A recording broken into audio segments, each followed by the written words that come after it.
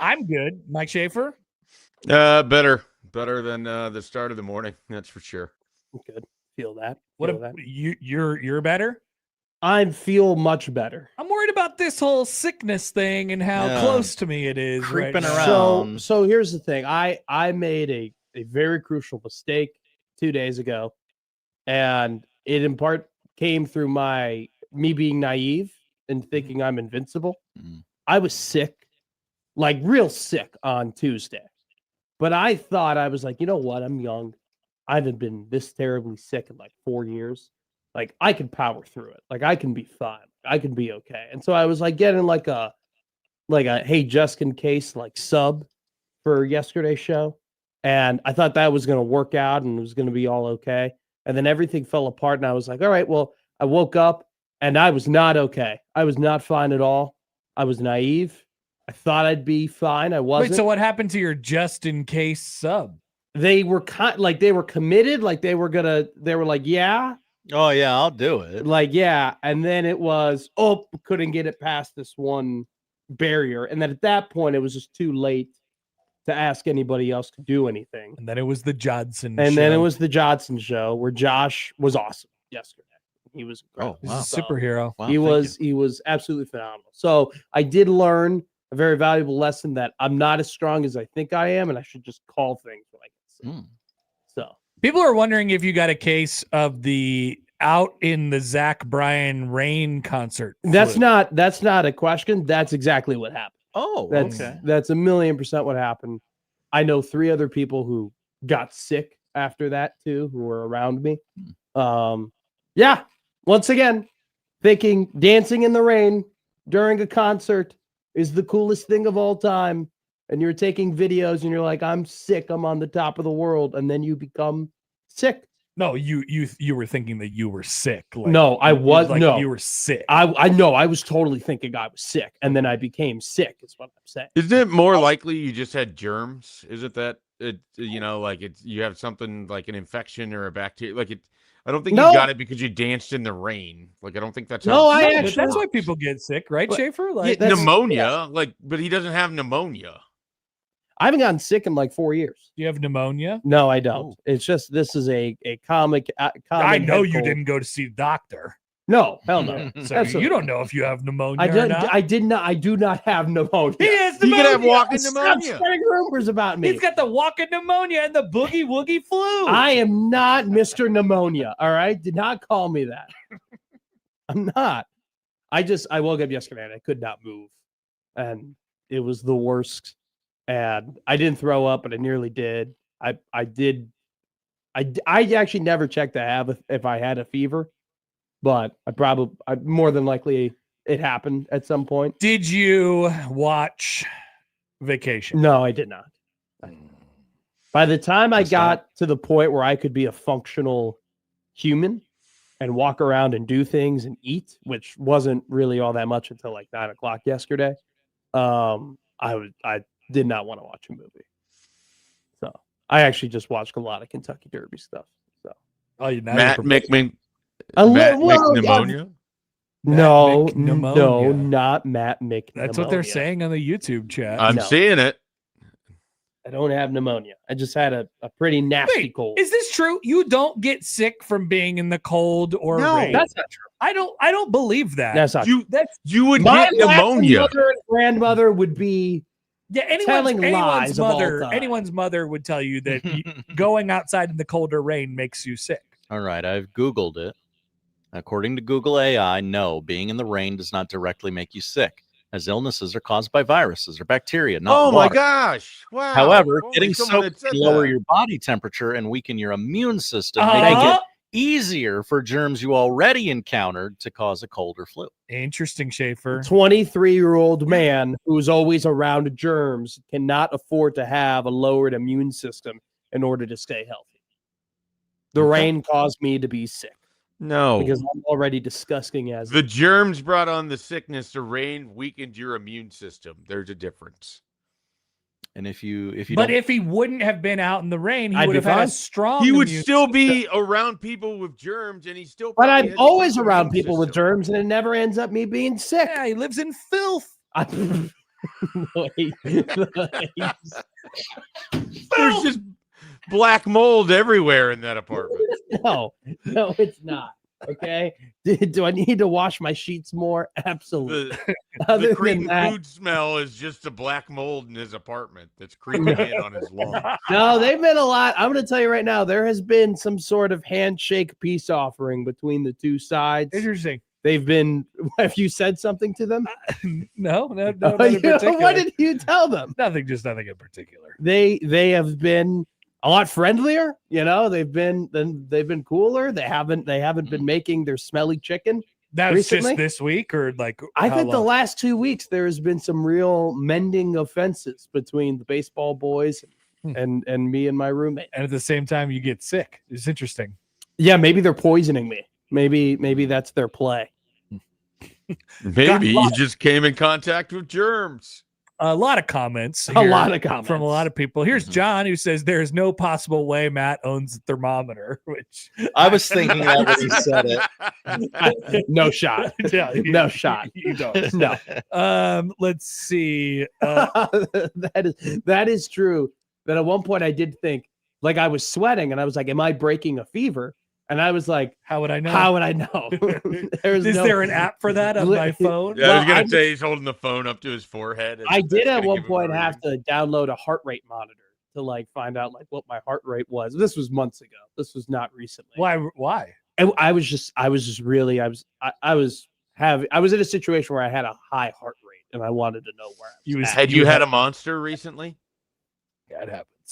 No, I hadn't had a monster recently. I was having a bit. So yeah, which flavor monster cures pneumonia? It was the question that we got. Ooh, I don't know which flavor Monster cures pneumonia, but I can tell you what flavor Gatorade cures pneumonia, and that's Yellow. orange. Oh No, I felt for me yellow was always the flavor when I was in athletics. Like if either after I was done with that athletics or before I went out there, yellow was the color. Blue, there's really only two Gatorades worth drinking. It's yellow and blue. I think orange is up there. You don't like red? No, I absolutely do not like red. I like red. Red is terrible. I think red though is definitely on the lowest bar of which ones I drink. I think I drink red the least. But I would say I orange, definitely drink red. I definitely drink. Yeah. I think I drink most of them. I don't like purple. That's one that I'm out on for the most. Ooh, like Riptide Rush. Yeah, that my is. sister, my sister loves purple. I do not Riptide like Rush. the purple ones. I love the white one. Have you ever had the white Gatorade? The The white Gatorade Freeze. The Glacier, the Glacier Free. I love that. It used to be a white Monster and a white Gatorade Now, every day. let me tell you this. I don't mind orange Powerade. I don't really care for orange Gatorade. Oh, interesting. Can I tell you right now? I don't know why. I do not drink orange Gatorade unless I am sick. Like, so yesterday was having an orange Gatorade for the first time in like a year and a half, 2 years. Like, that's just how it works. I drink blue Gatorade all year round, preferably light blue. It's a year-round flavor. It's a year-round flavor. I'm kind of a wuss, though, because I like light blue more than I like dark blue. I agree with you on that. Like, I feel like when I was younger, I was all about dark blue Gatorade. And now I just feel like it's a little too sugary for me. Well, they light blue solid. Light blue, you just drink it any time of the year. I agree. I love a light blue Gatorade. What about like Gatorade Rain? Did you ever get into Gatorade Rain? What's that? Oh, they may have discontinued those. Yeah, they don't make that anymore. They don't? No. Okay. Gatorade Rain was like water Gatorade. It was basically. somewhere between Propel and like a low sugar Gatorade. So the Gatorade Rain, the purple Like a Gatorade G2? Rain, I still see the very purple similar. Gatorade Rain every once in a while, and it's so good. The purple Gatorade Rain is the best Gatorade that there is. It's low sugar. I suppose. You never seen this? No, God, no. I've never heard of this. Is it this? Is this what you're talking Yeah, about? Gatorade Rain right there. Mm-hmm. Well, that's the updated Gatorade logo. It's like kind of some old stuff. I came in. Oh, okay. So are you talking about this one? That's it. That's the one right there. That looks Yes. like when I put water into a half drinking Gatorade. Yeah. Kind of, yeah. Okay. Yeah, it kind of is. That's that. what you it know, tasted like too. Some people are into that though. This is obviously where we're going to bring up All Sport. So thanks to Aaron and Papillion for bringing up All Sport. Schaefer, I imagine you had All Sport. Back in the day. Yeah. Yeah. Josh definitely did. What is All Sport? All Sport is a discontinued sport drink company that Trev Alberts endorsed. Oh, really? Okay. When he was on the Colts. And we were really trying to track down some Trev Alberts All Sport. This definitely does look like a 90s. I know he's got a All Sport cooler in his house. Well, he just won't admit it. You can buy packets now. They used to be? Like you could the powder. You could buy All Sport. I don't want that powder. But there's not. The bottles were different. Are you talking about? Yes, this? that's it right there. The That? bottle. Look at the bottle. That is insane. That is the most 90s. Holy crap! This is awesome. That's a cool looking. Mm-hmm. Yeah, the blue top really just communicates. My grandfather had an All Sport, like in his shop. He had an All Sport cooler with the buttons. Yeah. It just I don't know if it dispensed All Sport. Was a tagline like body quencher or something? Like it was something unique with that. Yeah, like Gatorade is a thirst quencher. Yeah. Yes, body quencher. Body quencher. They're like not even trying to not rip it off. They're just you know. Oh, they even had were they all Sport zeros, or was that Yeah, there was no zero, baby. Nobody was I'm messing looking with at a the zero. This was All Sport diesel. You got the hard stuff or you got the F out. So was All Sport, was it better? Was it better than Gatorade? Was it worse than Gatorade? In my memory, it was better than Gatorade, but I'm sure it was just fruit punch. Yeah. Okay. I am 100% sure that it was an alternative for me, so my mom didn't have to pay extra for Gatorade. Like it was. I'm looking at the red All Sport drink. You also could have replaced it with like Hawaiian Punch. I was about to Kool-Aid. say this one just looks like High C. Yeah, it just looks like High C. It's pretty juicy stuff. I believe for Connor and I, it was cheaper than Gatorade, but also I believe Trev Alberts appeared at the Eagle Run Bakers when it opened, signing autographs for All Sport. Dang, I wasn't sure that day. Please tell me there's a listener that has a picture from that day that can somehow. That is awesome. That would be amazing. There's got to be something in the paper about that. I had one the Omaha World Arrow from that signing. It was Trev Alberts in a weight room, just weights all over him. I think his knee was up on a weight bench somewhere. Oh man, just classic 90s. Was he there just doing a workout routine at the Eagle Run Bakers? He might have been. And people asked him for autographs. He was just getting a lift in. He's like, 1 second. Yeah. Let me clean this real quick. Then I'll go ahead and sign your paper. Did you ask him if the Colts should have drafted Trent Dilfer instead of him? I did not. Oh, okay. Has anyone ever asked him that before? I'm sure someone has. Do you agree with Kuiper?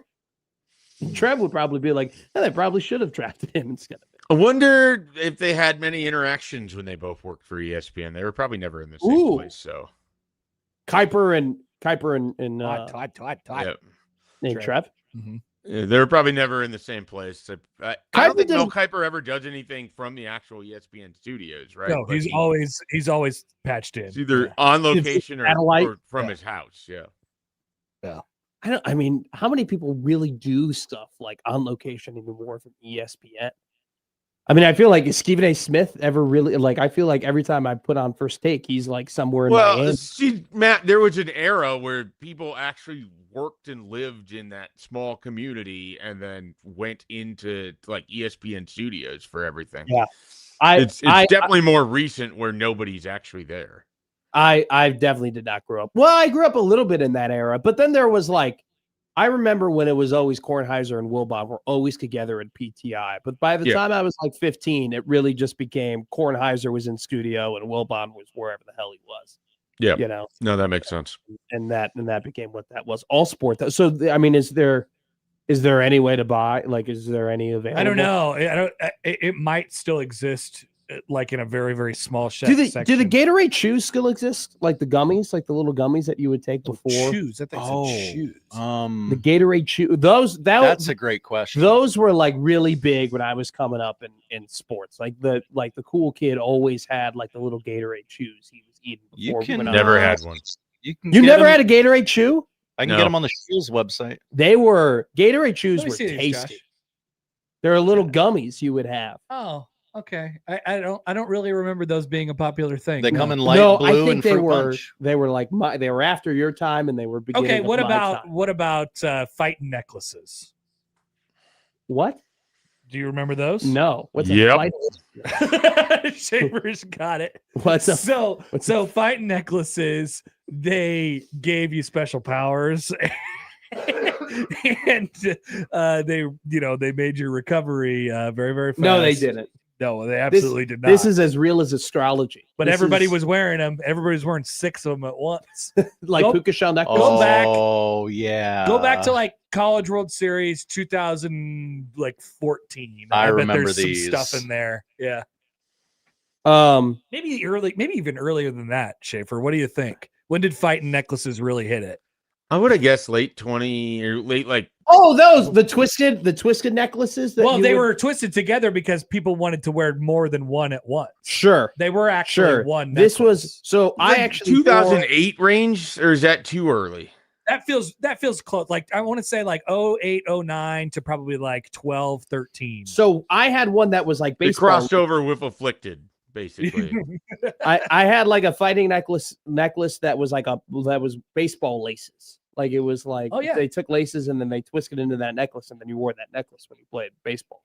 I was like 9 though when I was wearing that. Tay has jumped in the YouTube chat. This is a Let's good get comment. get a female's perspective on things. Good comment. OMG, we all wore our middle school boyfriends. What was it? Phitens? Phitens. Yeah, Phitens, yeah. And if you didn't have one, it was a big deal. Were She you, she also had a great comment in there about how she has to take this glucose drink that basically is what all sport would taste like. But they have you take this as for health reasons, and that has to be basically what it is. Just a It's sugary just drink. 100% high fructose were corn syrup. you guys too? You guys were too late for silly bands, right? silly bands? Silly bands were basically they were wristbands and they were in the shape of like different things. You can have a shark or a tree or a building Oh. or a car or Zero remembrance of this. when the Oh, were they like sticky? yeah, they were like these. They were I- like, and you can get them okay. like a tiger or a dragon, or when the Chicago Okay. Blackhawks won the 2010 Stanley Cup, you could get the limited edition Chicago Blackhawks silly bands. I remember And these being so around. You would get like the Stanley Cup silly bands, or you'd get like one that looked like Patrick Kane shooting a puck or anything like that.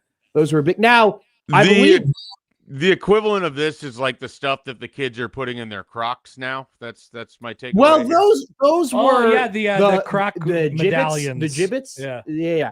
Those things, those existed when I was around. Though. Like those were around when I was young. Were you Now a they're Crocs really guy, Matt? cheap. I still am a Crocs guy. I own 3 pairs of Crocs.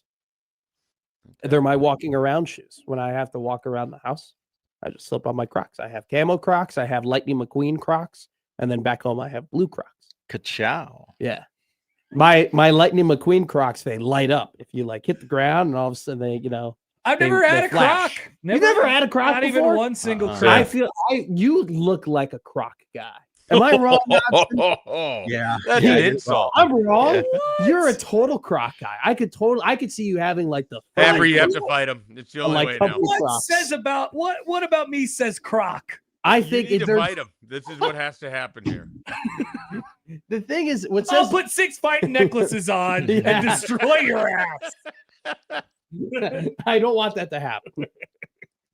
Oh, superpowers. I think just Crocs sometimes they're comfortable and sometimes they look silly, but if you don't care about looking silly, you like enjoy having your Crocs. And I think you're somebody you don't care what people think about you and you like comfort for comfort's sake and Crocs are comfy. Am I wrong? I could I mean- never imagine Happer and Crocs, to be honest. I don't know. My problem with like trying I think to read Happer cares. I've a lot only ever about what his shoes are. known Dad Happer. I've never known what single, That's a fair point. partying. Really, nothing has drinking, changed. 20 years old. Really? You don't think you're I've been a dad my whole life. you should put that on a billboard somewhere. I've Put that always on your Instagram bio. I've always loved mowing the lawn. Yeah. Um, Always like baseball. Yeah. You were always going to complain about how baseball used to be better and they Yeah. changed the rules old of people baseball. love baseball. I love baseball. You do love baseball. The NCAA tournament was appropriate amount of teams. Now it's not anymore. We have too many playoff teams now. Absolutely, 100%. You know. But then you correlate that with Crocs. Yeah, no, not the same. I don't think so. There's something missing there. One thing that I do believe that us four had a crossover event on was the balance wristbands. The wristbands that you wore for balance, they were like the balance point wristbands. What I'm talking about? There was the one with the little dot, little coin looking thing. And there was like the science was that there was like an electromagnetic, basically the same idea as a Phiten deal. Yeah, and basically it's like it helped your balance. Do either Connor or Josh remember the commercials for the Chi Rodriguez bands? Do you remember these at all? This was like a late night commercial that would pop up, probably 90s, early 2000s. For I think it was Chi Rodriguez. He's a former golfer, and he had these wristbands that he was selling. Chi Rodriguez energy. Chi Rodriguez is the most 90s sounding athlete of all time, by the way. Wow, no, I don't remember this at all. Whoa, I do not. It just looks like a gold bracelet. Yeah, it's like it was packaged. Chi Rodriguez would be selling gold bracelets. This is great. Now I found a diagram of the Chi Rodriguez bracelet where the outside is gold, the inside is silver, copper, and there's a magnet on each end. It's an energy band. Mm-hmm. You'd have that, and you drink your all sport, and you'd be good to go for a long time. Only 1995, not sold in stores. So these were the. Wait, let me find this. These were the power balance. Yeah. I've seen those. I still see those a little bit to this day. Well, now if you see them like to this day, they're wearing them ironically because there was at one point. I'm just anti-wristbands. I don't like stuff on my wrists. Even as you wear an Apple Watch? Yeah. You didn't support Lance Armstrong? What are you, a monster? No, I had Live Strong. And then of course you did. And then I would just use them to flick them around the classroom like a weapon, and then they would give out the Live Strong at Dick's Sporting Goods. I had like 27 Live Strong wristbands because we would always go. My dad was just like I'm obsessed with Shields. Dad was obsessed with Dick's Sporting Goods. And so it's like, there you go. It's kind of just passed down, like him just walking around, me walking around Shields just directly comes from him walking around Dick's, Makes a lot of sense to me. And it's just like, that's what we McMaster men do. We just love Apple going doesn't to fall sporting. far from the tree. I'm going to tell you right now, if you met my father, I think you would be like, yep. No, Checks I out. saw him wearing that green Nebraska quarter zip, and I thought that makes It was sense. blue. It was blue. It was blue Nebraska quarters. Yeah, I thought, yep. It's his. I've bought him white Nebraska scuff, black Nebraska scuff, red Nebraska scuff. That's his favorite one. The blue spider quarters it with the red Nebraska end. It's perfect. Right next to Pat Fitzgerald. That's right. He was standing next to Pat Fitzgerald in that picture. He was so excited to see him. He was like, Coach. And Fitz turns around. He goes, hey, how you doing? He goes, oh, it's so great to meet you. He was so happy. That's amazing. I know. Incredible. All right. That's the crossover. I gotta go. Powered by Everlevel Concrete Repair in Omaha at everlevelconcrete.com. Michael, see you tomorrow. Happer. Bye. 2. Middays with Matt coming up next.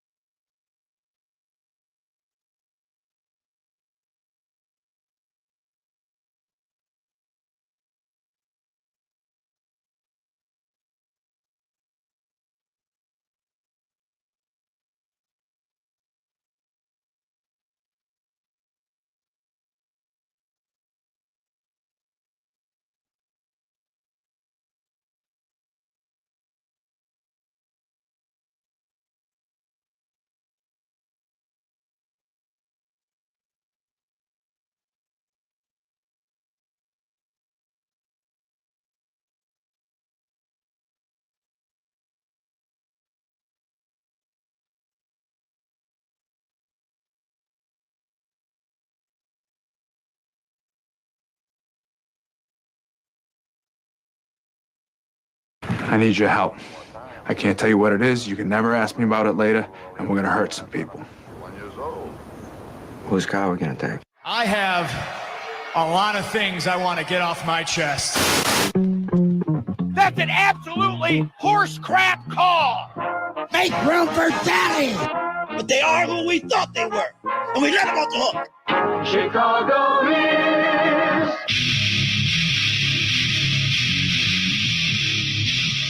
This is Middays with Matt on 1620 The Zone.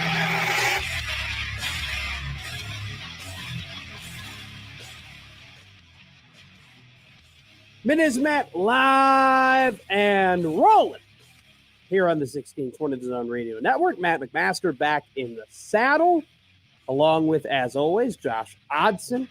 Yesterday, quite a terrible day for me. Waking up.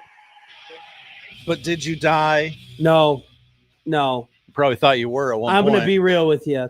I literally, and yesterday was a learning moment for me, because on Tuesday, you and I were in communication, and I told you, hey, not looking great, but probably going to be fine, you know? And I thought I was this big, tough, macho 24-year-old who hadn't been sick in 3 years, who had all the answers to the test, who had the Tylenol, and who had the emergency, and the Ricola, and the tea, and the throat coat, and everything that you could possibly need in order to not get sick. And I went ahead and woke up, and I could not move. Could not move. Oh, no. Could not talk. Could not do anything. You need to move. I put you, Josh Odson, in a tough situation. But all I heard yesterday was that it was the greatest Middays with Matt episode of all time. Whoa. That's all I was told. Okay. Andy said it. Doug in Idaho said it. Unsurprisingly, John said it. Who would have thought that Andy, John, and Doug all thought it was Doug in Idaho, all thought it was a great episode? So anyway, kudos to you. You absolutely killed it.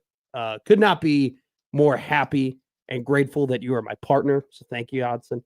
Hell Same of a job team, buddy. yesterday, carrying the boats. Obviously, if you are a long time, and when I mean long time listener, I mean you've been listening for the last 4 months to Middays with Matt, you can tell. Definitely still battling it right now. I'm young enough in my career where the cough button on the radio is definitely a foreign thing to me. You know, it's one of those things where I've never really had to use it because I don't cough. You'll learn. I work with some people who, just as a human, they're always coughing. Mm-hmm. I've never had to experience that. It's the biz, baby. We are going to really have to learn how to use the cough button today, or unless there's going to be a lot of sniffling and coughing into a microphone that will be heard not only in Omaha, but in central Nebraska as well. Shout out 97.7 The Zone. Our horse racing experts out there, our horse racing confidants out there who are excited for the next couple of days. The Oaks tomorrow, the Derby on Saturday. We did have a unfortunate scratch to announce today in the Kentucky Derby. Full effort, who actually was going to bet as a pretty heavy underdog to win the Derby, scratch today. They were saying that he was looking really, really good at practices and had a couple good workouts before the Derby. Probably had a couple too many good workouts.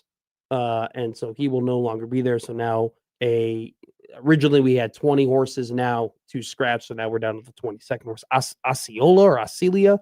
I haven't done too much research into him. Want to remind everybody, Kentucky Derby 20 horse race.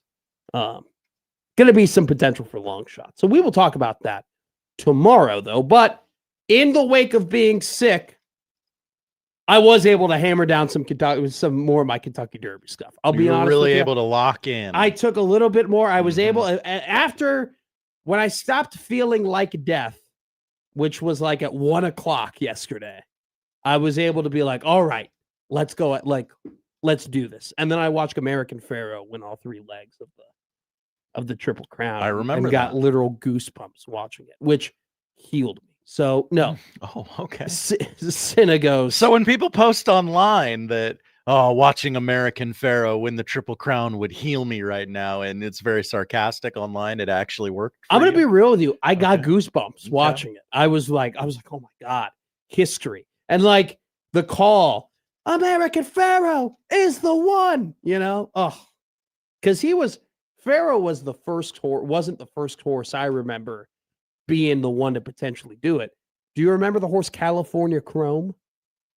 Name rings a bell. And he won the first 2 legs, and then he couldn't race in the Belmont, if I'm not mistaken. I might be misremembering that, but he either won the Derby and the Belmont, but couldn't run in the Preakness, or he won the Derby and the Preakness and couldn't run in the Belmont. But regardless, yeah, I had to rewatch that. So Derby will be on Saturday. Can't wait for that. But what I was watching as well, the NBA and NHL playoffs.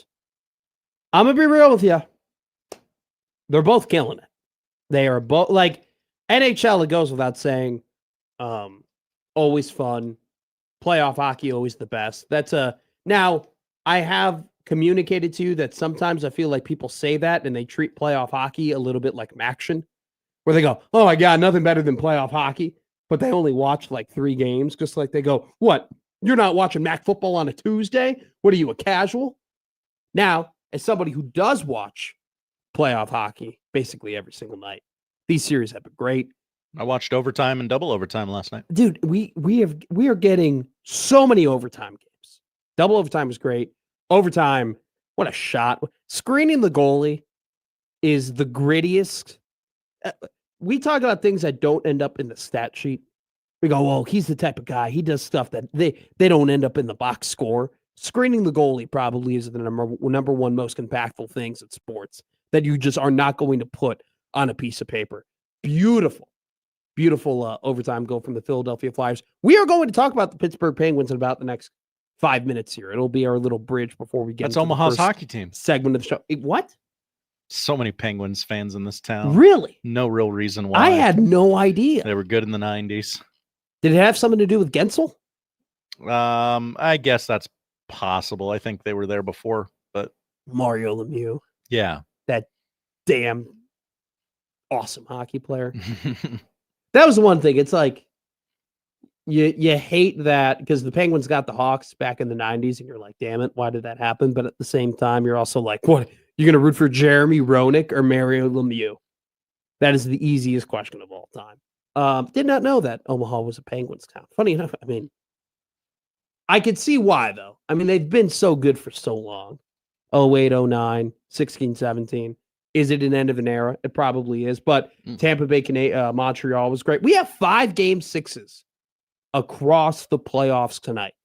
3 in the NBA. We have 2 in the NHL. How many will go to game 7s? I think the number is higher probably than what people think. I feel like we are in the situation year to year where we do end up with a lot of game 6s and we ask the same question, and most of the time it ends up just being 1. But you kind of go through these series and the matchups. I think there's only one that you are like for sure guaranteed not going to go to 7, and that would be Boston, Philadelphia. Kudos to you, Celtics fan over there. Thank you. Still can't believe that you didn't close it out. 11 points. You didn't make a bucket for like 8 minutes, right? Yeah. It's pretty bad. Talking about pretty bad. Houston, LA, good game, then turned into a sloppy game, then turned into a weird game, then turned into a good game. And then the Lakers went on an 11-1 run. You're like, holy crap, they're about to steal another one from the Houston Rockets. And then Reed Shepherd, that menace. Beautiful fadeaway too, followed up by stripping the ball from LeBron James for a dunk, kind of sealed the game. LeBron took 3 3-pointers down the stretch in that fourth quarter, missed all 3. I feel like when I watch LeBron very, very closely, he misses all of those, like his threes. And then on top of that, he always misses like 3 or 4 free throws. Austin Reeves in his return, 4 of 16 from the field, did have 22 points though, because he channeled his inner SGA and went 12 of 13 from the free throw line. That game will go to 6. Kevin Durant will not be playing in game 6 of that series, according to Shams Charania. That was tweeted out early this morning. So the Lakers will try to go ahead and shut that down. We are also done with adding players for the most part to NFL rosters. Juwan Jennings is still out there. Bosa is still out there. We'll see what happens with Stephon Diggs, if they can figure out all the off-the-field things. I'm sure there might be a spot for him on a roster. Jadeveon Clowney, I feel like this has become kind of a common occurrence with Mr. Clowney that we get to very late in the free agency cycle and he still hasn't signed anywhere, but he's still available, still a very good DN against the rush in the past. But remember when he hit that Michigan player? Okay. We are like, just say it. I can tell you're thinking something. And you're trying to think of how to couch it. Don't couch it. It's better when you don't couch it. Just say it, baby. Did he accomplish what he should have accomplished as the number 1 overall pick? Probably not. Okay. Is he still a really good football player? And if he was drafted in the 3rd round, would we look at him more positively or successfully? Yeah. Yes, we would. I think Clowney, unfortunately, because of how much hype there was, how big that play was, how excited we got for him, and the fact that he was the DN who was taken before the guy who actually will go into the Hall of Fame in Khalil Mack. I don't think we look at his career as favorably, but I still think he's a very good football player. And I still think he could definitely contribute to a team. Now, most number 1 picks don't play for 7 teams. I was going to say Titans, Browns, Texans, yep. Seahawks, Ravens,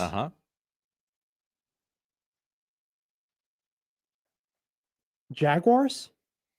No. Okay, who are my last 2? I don't know the last 2. Panthers and Cowboys. Damn. Panthers I should have gotten. 450 career tackles, 66.5 sacks. I mean, not bad.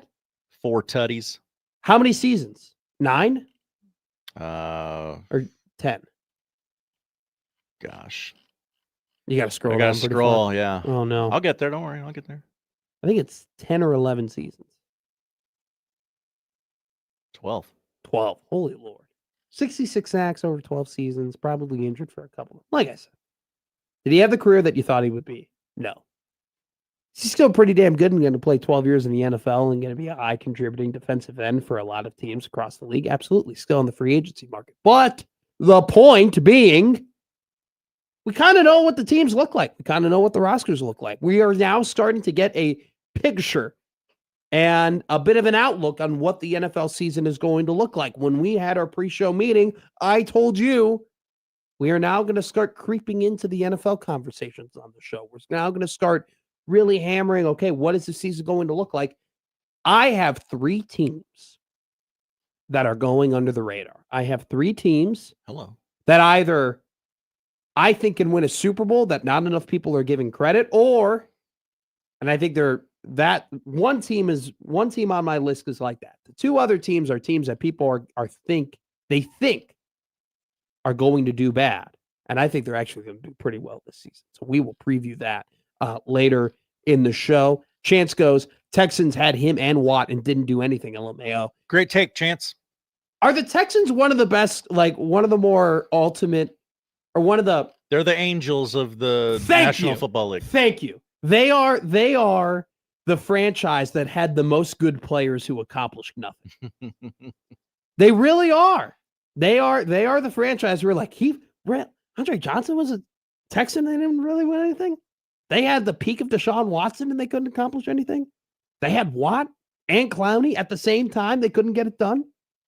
They had DeAndre Hopkins at the peak of his powers.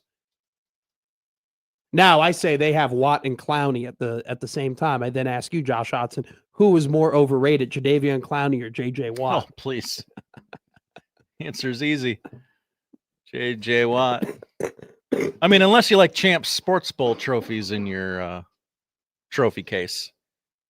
I prefer more substantial trophies, but that's just me. I'm a man with many rings. You are a man. You are a man of many rings. One of those men who has many rings was on the show yesterday. Shout out Coach Strohmeyer. Had a great interview between you two. By the way, do you want me to get a Van Denberg jersey for you? If we could get a Vandenberg jersey, yeah, I would absolutely. I wear that with pride. I'm hoping now that he ends up being a high impact Chicago Bear. Bearshop.com. It's Vandenberg. And why is it's spaced out when they? I don't. Yeah. I just. I'm appreciate you telling me that. Just the way it is. Like we learned yesterday, Trevon Linhart is how we're going to Probably say didn't this. get that right yesterday. No, but the phonetic say like, Whoa. hey, yeah, go ahead. Real quick. If you're, this is a complete deviation. If you're a Bears fan, there's a authentic, well, not authentic. It can't be authentic. Sorry. There's a Bronco Nagurski jersey. Oh, wow. On the website for $40, marked down from 150. Where are you at? This is NFLshop.com, the Bears section. So, I mean, if you're a Bears fan, very cheap Bronco Nagurski jersey. Hey, do you want to go ahead and just host the show for the next 3 minutes when I put my credit card information in? Yeah, sure. Can you go ahead and just do that? Can do. What do you want to talk about today? I want to talk about the Holy crap! Why is this a thing? I don't know. Snatch them up. I don't know why a Darnell Wright jersey is 150 and a Bronco Nagurski jersey is 40, but I want to talk about the Liquid Trucking Zone Twitter feed. Thank you for doing our sponsors. You know, you can talk to us there. You can talk to us in the Equitable Bank Zone inbox. I take banking personally. Matt at 1620thezone.com or Josh O at 1620thezone.com. I want to let you know that I did have on my show rundown sponsors. I knew you were getting to it. I didn't have anything pressing to say, so I just plugged the little sponsors. update here on the Bronco Nagurski jersey. What are the sizes available? Not available Pickens, yeah. in a large. No, they got small, medium, and XL. Yeah. Sorry, guys. Damn it. See, I'm in the weird phase now where I'm like, I'm the most average human ever. I'm 5'10". I'm 195 pounds. Every size, like when you go to a clearance rack. Oh, nothing for you. Nothing for me. Nothing. It's all extra small or double XL. Josh Blackwell jerseys are also $40. I have only available in well, small, you know what? medium. I do have a funny Josh Blackwell story. He was playing in the preseason and he was playing really well. And he was a guy that wasn't going to end up making the roster. And I pointed him out. I go, who's that Blackwell guy? Like, he looks pretty good. People are like, oh yeah, no, he's not. He's just, fill in for the preseason. Ended up making the roster. I'm like, look at Matt. I got a good eye for that stuff. Do you know who has a good eye for things? Stephen M. Sipple. He'll be joining the show at 11 o'clock. And a member from the KETV sports team will be joining us as well. Unknown at this point what member of the KETV sports team will be joining us. That's the fun. It's almost like we have Wacky Guess Thursday. It's just a wheel. What if we did that? On Thursday, we spun a wheel of who from KETV is going to be on the show. That's actually kind of funny if they were on board with it. What if we could put Eddie in there too? Because Eddie works in news, but he's also a great sport guy. So we can add 4. If they were on board with, we spun it the segment before. Like, hey, guess we're having Lauren on today. It's been 6 straight weeks of Lauren. Or you go, it's been 9 straight weeks since we've had Andy Kendi on the show. Got to have AK on the show. Got to have AK on the show. So KETV, someone from the KETV sports team will join us at 1:20. And we've kind of been talking a lot of national stuff, right? We're going to talk about the Game 6s. We're going to talk about the NFL. We're going to talk about the NHL, the NBA, so on and so forth. We'll talk about a little bit about Brendan Sorsby. It seems like at this point, the consensus is that he is not going to play college football this year, certainly based on precedent and everything that we found out about his situation. What does that mean for his future? And will he become the next quarterback of the Cleveland Browns? Because that seems like the team that would be like, we have all the quarterbacks. We have no problem adding you to our roster. So we will see what happens there with Sorsby, who certainly has the talent to be one of the top quarterbacks taken in next year's draft. So that situation definitely still being monitored. But let's talk locally. Nebraska basketball looking to add another potential forward, 6'10" out of South Dakota State from the transfer portal. We'll talk about that potential addition and the visit that is going on. We'll talk about athletic departments today. Both the Creighton athletic department and the Nebraska athletic department are making some tough decisions when it comes to financials, and in particular, tough decisions that are going to make you take more money out of your pocket and give it to them, frankly, based on the current time and era that we're in college sports. We've talked about this profusely, the added price tag of paying players and playing athletes. someone's got to fit the bill, right? Somebody's got to pay up. Somebody has to contribute more if both Nebraska and Creighton not only are going to sustain the standard that they have set throughout their sports, but also raise their standard within their sports. And so Nebraska and Creighton over the last basically 2 days have made some tough decisions. One decision I get. One decision I understand. One decision falls very much in line with the conversation that we had when we talked about the reseating at Memorial Stadium. One decision, and I won't reveal which one yet, but one decision baffles me. One decision to me goes against the spirit of attending sports and investing in attending sports. One decision really just breaks the rule of why you purchase what you purchase. Nah, there's no rules anymore, man. Well, that's my issue. Damn it, sorry. We gotta have rules. Some things have to be sacred. Okay? How about a little decorum? Thank you. Can we get a decorum button? That'd be great. Oh, yes. That's what we need around here. That is the easiest question to ever be answered on this show. But seriously, like there are some tough decisions that you make that people look at and you swallow it because you go, yeah, that's just where we're at. And there are other decisions you go, I'm sorry, bud. You can explain it to me 17 different ways. It ain't going to make sense.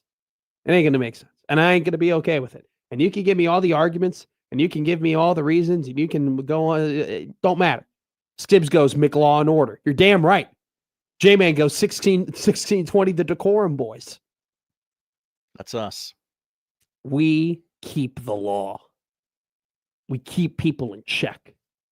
We say the things that people don't have the guts to say.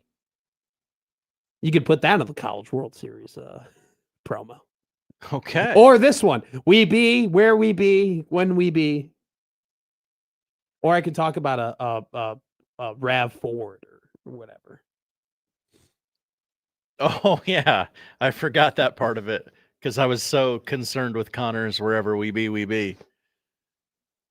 My favorite thing about my favorite thing about the promos very early on last year when I first got here was I wasn't on them ever. Now I don't have a choice. Now, literally, you're forced to put me on. That's right. Chance goes Matt and make authoritarian. I try. Real quick. We said we touched on them. Pittsburgh Penguins lost yesterday to the Philadelphia Flyers in a very competitive Game 6, but overall not a very competitive series. Keystone State champions. Philly just plays with a grit and grind that I can appreciate. And well, the mascot, Gritty. Okay, good point. But I feel like the Flyers have played a very similar style of hockey my entire life, that they've just kind of never gotten away from them. Now, granted, have they won a Stanley Cup during that time? No, they haven't. Have they had some pretty damn good teams? Absolutely. But yesterday, Pittsburgh Penguins were eliminated from the Stanley Cup playoffs. End of an era, in my opinion. Oh, and really? It's time. I was unaware. It's time.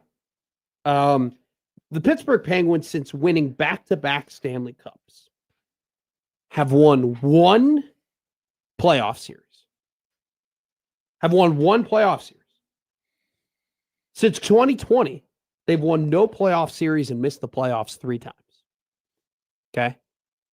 Steelers, Penguins, handshake meme. They just have not been able to break through the ceiling and be able to compete at the highest level of hockey over the last couple of years. And you have to commend them. You have to give a clap for them. You have to, and as somebody who saw my beloved hockey team trade all of the core pieces that gave me so many great memories and have seen my team go into a pit of despair and be one of the worst franchises year after year after year, I commend the Pittsburgh Penguins for saying, you know what, we're going to give Gino, we're going to give Chrissy, we're going to give Sid one more run. We're going to invest. We're gonna play to win. We're gonna sign them to contracts. We're gonna keep them together as long as we can. And this is how we're gonna handle things. But at this point, What are you saying, man? What are you saying? it's a business, Josh. Whoa. It's a business. And if the Pittsburgh Penguins are going to win a Stanley Cup again in their franchise's history, Sidney Crosby will not be the captain of the team. Wow. Evgeny Malkin will not be the assistant captain of the team. Chris Letang will not be manning the blue line. This isn't a hot take, okay? Feels pretty hot. No, it's reality. Okay. And you just have to, in the most respectful way possible, go, boys, that was our last run. We appreciate you. We love you. We'll bring you back, Evgeny. We'll bring you back. But we're gonna have to have a pretty fair market deal here. You're not getting a sweetheart deal from us. You're gonna have to play ball from us. Sid, we love you. We love you, and we don't want to trade you. But just know when this contract ends, this contract ends. It's a very tough decision to make, and if they decide to take it a step further and actually trade some of these guys or get rid of some of these guys, yeah, you're going to piss off a lot of people. Yeah. But at the same time, you got to put yourself in a position to eventually win the Stanley Cup. And catering and paying these 3 old hockey players a lot of money is not going to do it. Matt McNoheart. Yeah. But Matt McRealistic. 3-time champ kicking him out the door. Pesky Blues, who knows a little puck. This is a very hot take. No. Crosby is a 1 jersey guy. No, he is. He's still on contract. We got to hit a break. Oh, sorry. We got to hit a break. We'll pick it back up after we talk to Steve Sipple here on the 1620 Zone Radio Network.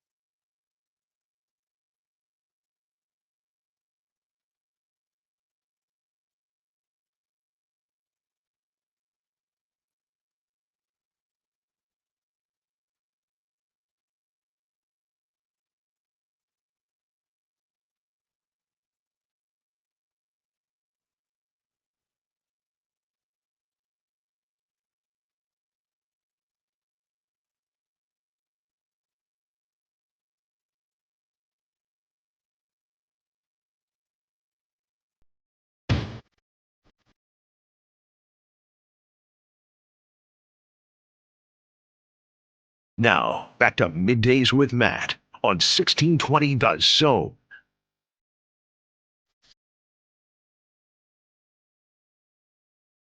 We haven't talked to him in a little bit, so we are happy to bring on from Husker Online and On3, Mr. Stephen M.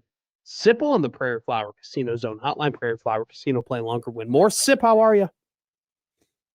I'd say I'm good. Did I miss last week?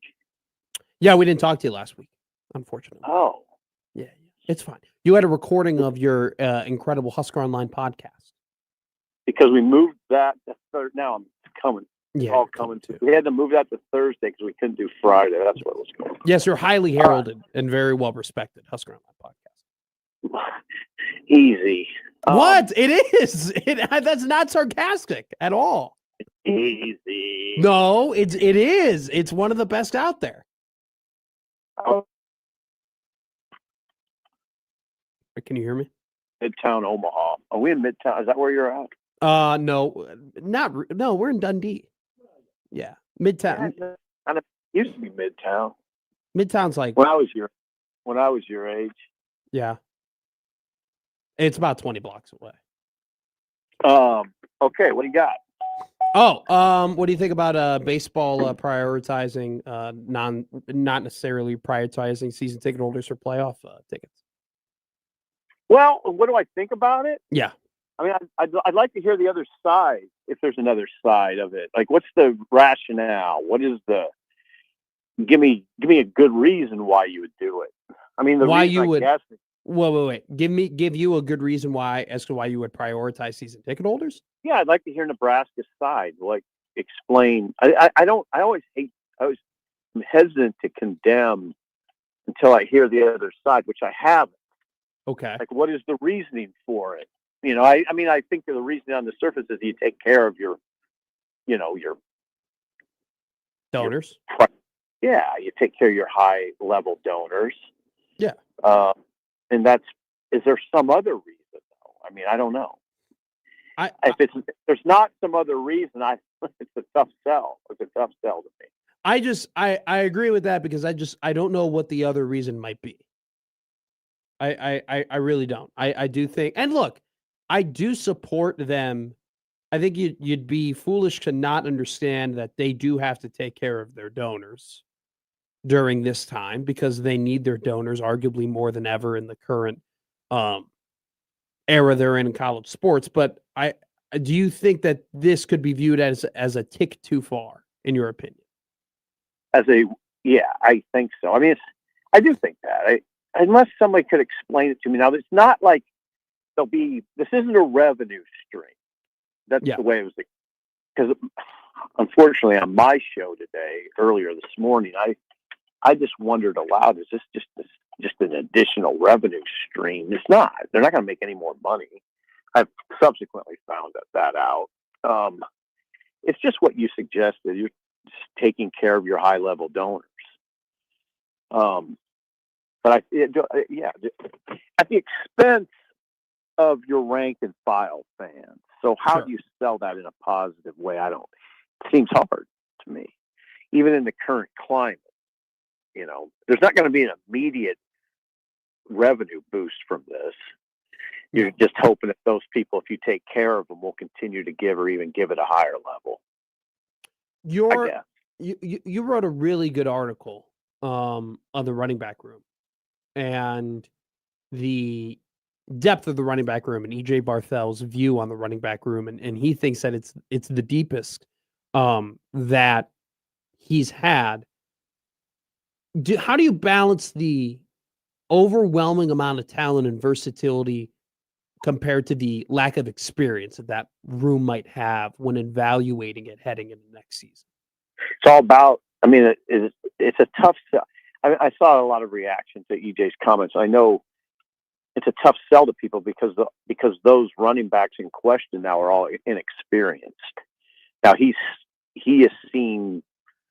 projecting in his mind there's going to be a lot of positive results coming down the pipe. We just haven't seen a lot of it because of the youth and because Emmett Johnson carried such a heavy load last year. I still believe, and when I go back to the Cincinnati game, the opener, I thought going into that game, and I still believe this, that what I was hearing, just behind the scenes type talk, was Mekhi Nelson, get ready. Mekhi Nelson's you're going to see 10, 12 carries. And then it just seemed like the conversation, that game was close. Maybe they were hesitant to go with a freshman at that point. And so they leaned on Emmett. Emmett came through, and then it was just, maybe it was, it was just that now. Yeah. We're just going to lean hard on Emmett. Now, so Mekhi didn't see a lot of action. E.J. Barthel's most telling comments of the offseason, of the spring, were he didn't even regard Mosey as a running back last year. He didn't, that was, and nor did I, it was telling to me anyway, because I kind of didn't. He's just, it was so new. He'd made the move, the receiver, in the spring, summer months. And that's such a tough thing to do. And he didn't really run like a running back to me.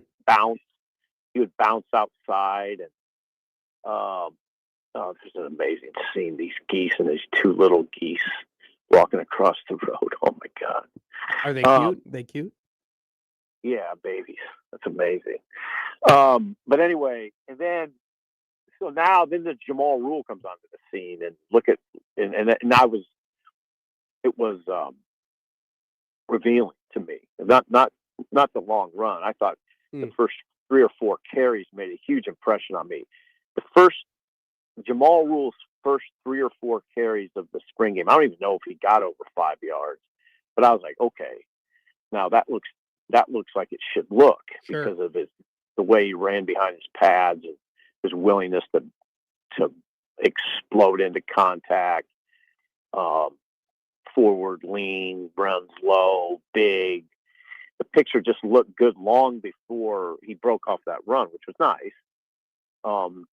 But both he and Mosey, the way they ran inside was encouraging. And I know Mekhi's runs inside. I mean, he hammers it to the line of scrimmage, that's why I like him.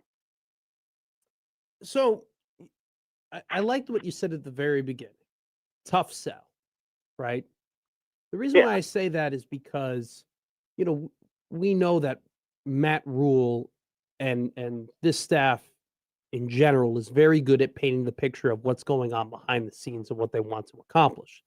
But as you continue to stack 5-7, then it's 7-6, and then another 7-6 season, it's harder to sell those words. I think you and I have talked about that before, and we're talking about it to the general public.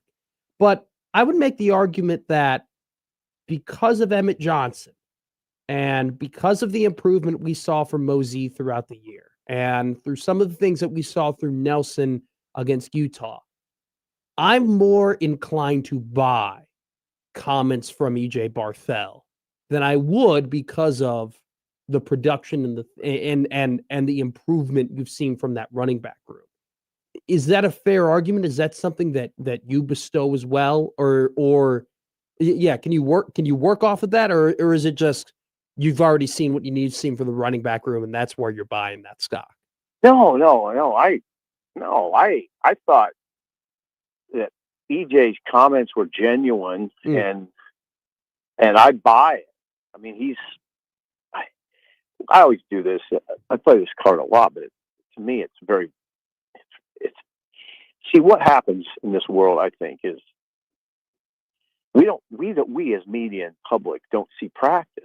I kind of give coaches the benefit of the doubt in a lot of these conversations, because they watch every rep in practice, and they watch it again on film, and they watch it again on film, and they see, and we're making these, it's always kind of funny to me, actually, media fans, we make these judgments based on what?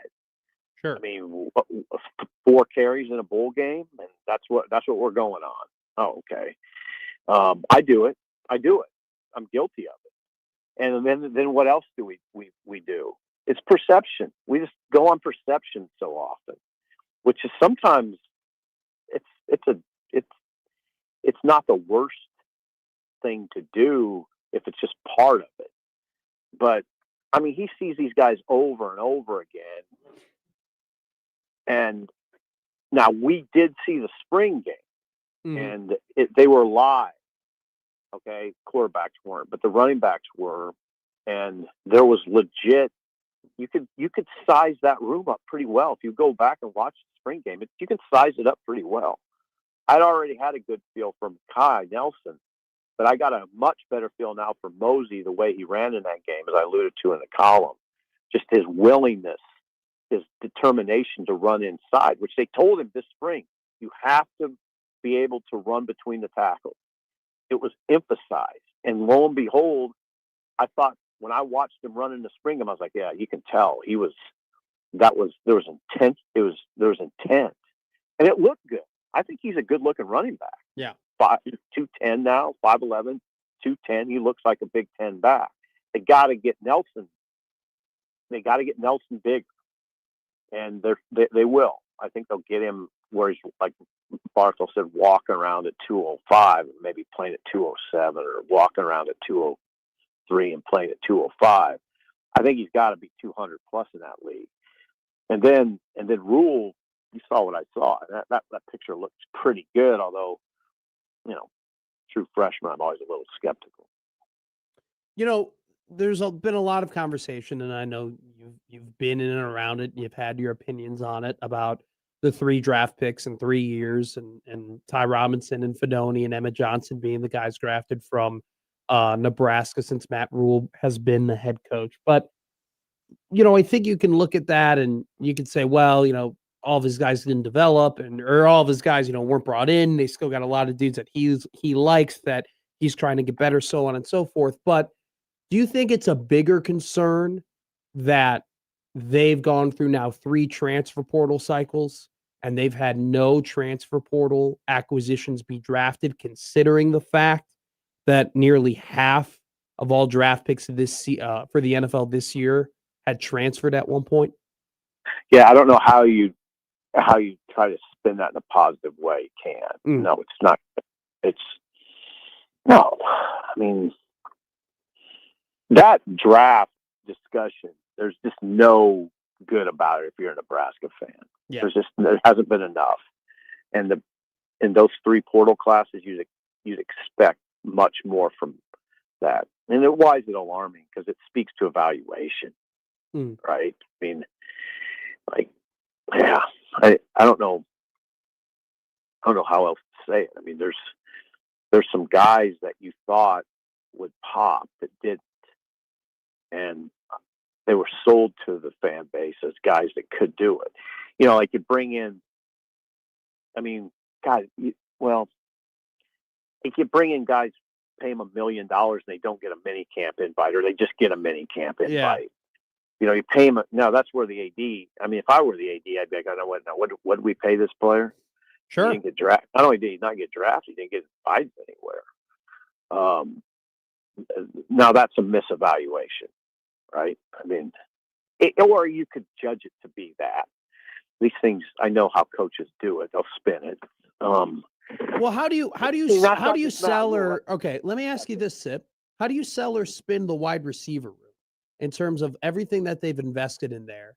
Everything, like the amount of guys that they've brought in from the portal, and not one of them have been able to have their name called. Now, who we talk? Now, the main guy that comes to mind is the one from Kentucky, whose name escaped me. Dane. Sorry, Dane Key. Oh yeah. I mean, okay, then who else? Nair, Banks. Yeah, Banks. Yeah, Banks and Nair. Right. So those are the big 3. I don't know what to say. I mean, yeah. It hurt him. I mean, it's hurt him. That's it. I mean, you expected more. Dane Key, was it just a lack of explosion? He just didn't have the explosive speed, and that showed up.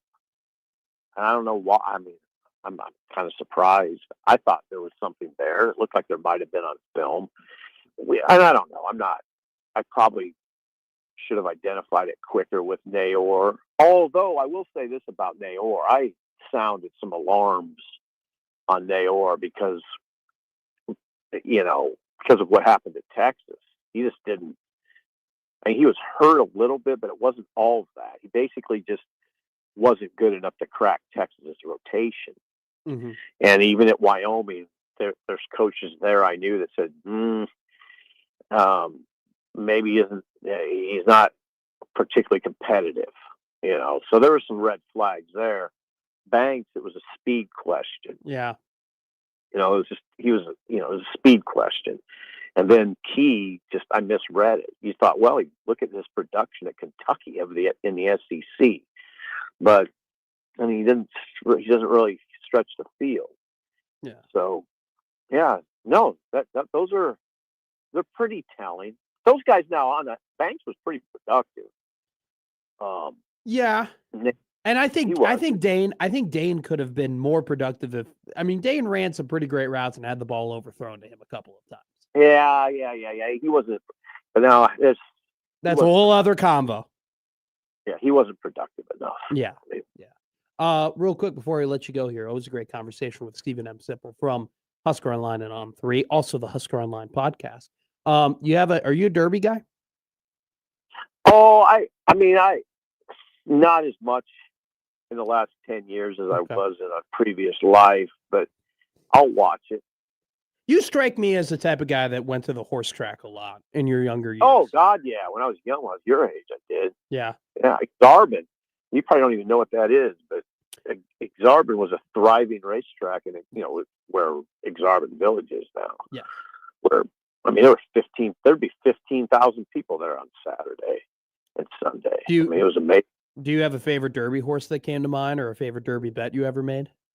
No, I didn't. No. Okay. No, I don't. No, not bad. It's not like I bet on it. I just watch it from home. Sure. So it wasn't that. A favorite Derby horse, Seattle Slew. Nice. Yeah, Seattle Slew. That's a good one. I think that was in the 80s. Okay. That's the one that comes to mind. Okay. But there's been a lot though. I love Mind That Bird. You remember Mind That Bird? Yeah, I do. Little horse. Yeah. And I think it was he was 50 to 1 or something like that back in 09. He was a little guy. He was a smaller horse. Little guy horse. But yeah, I like I think that the two most captivating, I almost used to sell that the two most captivating moments in sport, or just sports moments, we'll say, when the gates swing open in the Kentucky Derby and they're off. That moment is unbelievable. And then when it was back in the day when there was a heavyweight championship fight. Yeah, when the bell rung. Well, when the spectacle of Ali Frazier, Ali Foreman, Frazier, Ken Norton, Ali, whoever, whatever that happened to be, those were crazy spectacles. But the Kentucky Derby I always felt was right there. Mm. With those were the ones that would get you the most. Sip. So yeah, the Derby is really important to Americana. It's a really important Americana. Sipple, it's always great talking to you. You're the man. I appreciate your honesty and your openness. I'm blunt. What is it? Okay. What else? I faded out. Are we out? No, we're done. We're done. Do you want to be done? We're good. I'm okay. Fine. I could talk to you till 2 if you wanted to. But, I'm okay, but I appreciate it. All right. I'll talk to you next time. I love you, Sip. I can stay until 2. I'm good. Matt, I thought of you this morning when I came across the article on the Ringer, the 152 best horse names in Kentucky Derby history. Did you find one? Did I find one? Did you read it, or did you just read the headline? I mean, I scrolled through it. I mean, it's 152 horse That's names. awesome. There was one I remembered. Ocho. Ocho. That was a great one. 104th Yeah. all time. Yeah. That was a hell of a horse name. Ocho. Is Stay Thirsty on there? You want to look up Stay Thirsty for me? Oh, it's on here. Oh, No? So it was user error. It's got to be on there. Stay Thirsty was a great Derby horse. No. No! On here. Wow. Well, I know I'm going to waste my time looking at that article when we hit the break. I now have to speak for a hot take that I had in the introduction segment, so we'll talk about that along with some athletic departments. And then we'll hit the odd news at 11:45 here on Middays with Matt on the 1620 Zone Radio Network.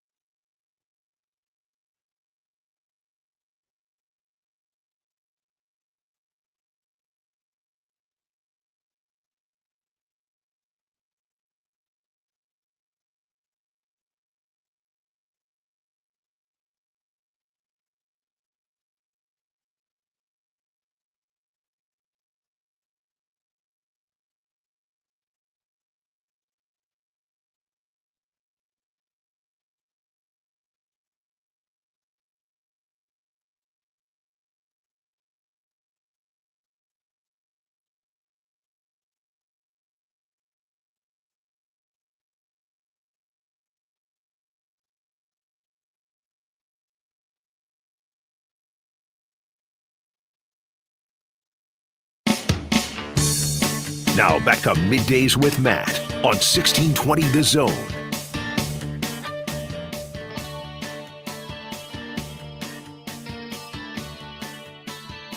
We had a scratch today in the Derby. Sad. Who's going to the glue factory? Full effort. Full effort. Didn't see why he got scratches. Probably gave too much effort. 100% effort is what full effort gave. Mhm. He actually did have a pretty good practice, which is why his odds started going up and people started getting a little interested in him. You were But looking at him, you said. he was in, I had him to win and in my exacta. Right now we have, here's what we're working with. I have to rework it now because I had the 20 in my exacta. Is it worth it? I had a 14, 18, 620 exacta box, $5. Yeah, I know all those words. I had scratch go in on the 11, scratch go in on the 14, and scratch go in on the 18. Had a unit on both the 14 and 18 and a unit and a half on the 18. Or sorry, a unit on the 11 and the 14 and a unit and a half on the 18. Do you ever wish you were doing this job in like the 50s with like Hank Greenberg and Yes, all just 100%. saddled up to a Can I rail be real somewhere? with you? I wish that like I grew up in a time where it's just like I could literally go down the road into the track. The you know? top half of every room was clouded with cigarette smoke. Absolutely. I think Mad Men. I think I would have done really, really well if I was born like 73. Okay. If I was like 18 by the time 90 came around, you know, maybe Just really even could have started hitting your stride then. really did. Mhm. Or maybe if I was born in like 61. Yeah. Can you imagine me being my 20s in the 80s? Holy crap. A lot of coke. Actually, no. Oh, okay. No. I draw the line there. Just saying, it was around. It in was the around. 80s. It was around. I like Patente. Patente. That's one of my Okay. more favorite horses. His workout, 5 furlongs, 57 seconds. Rapid pace. Not Good numbies. not too like fast to the point where I don't want to bet him, like in Intrepetto. You've heard of that horse. He was a 50-1. He ran a 4 furlong in 44 seconds. That is way too soon before you're about to run the Kentucky Derby. Mhm. Okay. That is You like, got to hold your horse you back. a little. cannot be pushing the pace like that Yeah. before you're about to run for the roses. But I do like Patente really fast. His speed numbers pretty good. California horse Chad Brown, the trainer. I don't know the jockey Juan J. Hernandez very well. I also do like Incredible, the 11. Those are two of my bigger long shots. Incredible is a Riley Mott trained horse. Riley Mott, obviously, the sire from Bill Mott, the legendary Mhm. trainer as well. I actually did know that. He hasn't run in 7 weeks, but he won his last race. And he's It's quite a pretty damn layoff. I do, yeah, Rust over rest, am I right? but they're working him out, so he could be ready to Sindelar in the chat. We need to find Matt a nice horse girl. go. No, I think I'm fine. Okay. I actually think I would be way better off with a woman who hated my love for, And she just let you Horse go. racing. Like, yeah, okay, whatever. Come back home at the end of the night. We're yeah, good. you know, Okay. don't bet the mortgage, Uh-huh. you know, or like somebody who would love to go with me but wouldn't care about what is going on. They just like the sunshine and the drink. Sure. You know, you're watching the Braves game. I Is am that what watching the Braves game, okay. yeah. Did we win this bit in the in the bit court? Oh, yeah, this This wasn't up for debate. This is all me. Okay. You can do your little radio show. By the way, we really have to remember to take this muff off of the microphone after we leave because somebody's going to get sick Yeah. if we don't do that. You got to take care of your muff. Cinna goes, yes, horse racing has never broken up a marriage. No. Ever. If anything, it's brought families together for generations. Yes. Great point, Josh, until the barn burns down and then we have to save all the horses. Well, yeah. And then one of the horses ends up at the Kentucky Derby. Tragic. And then we have to talk about it for 15 minutes. Real quick, I have to go back and I guess clarify a take. I made it very clear that I said that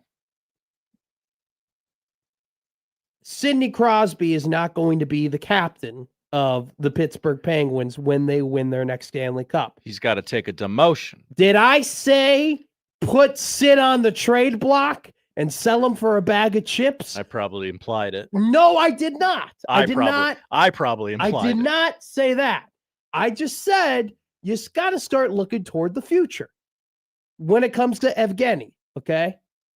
Look, I'm not giving Evgeny a sweetheart, hey, we love you type of deal. I'm not saying you're a no, it's a business. Yevgeny, more like Gimme. You're getting older. You only played 57 games this year. Your best years are behind you.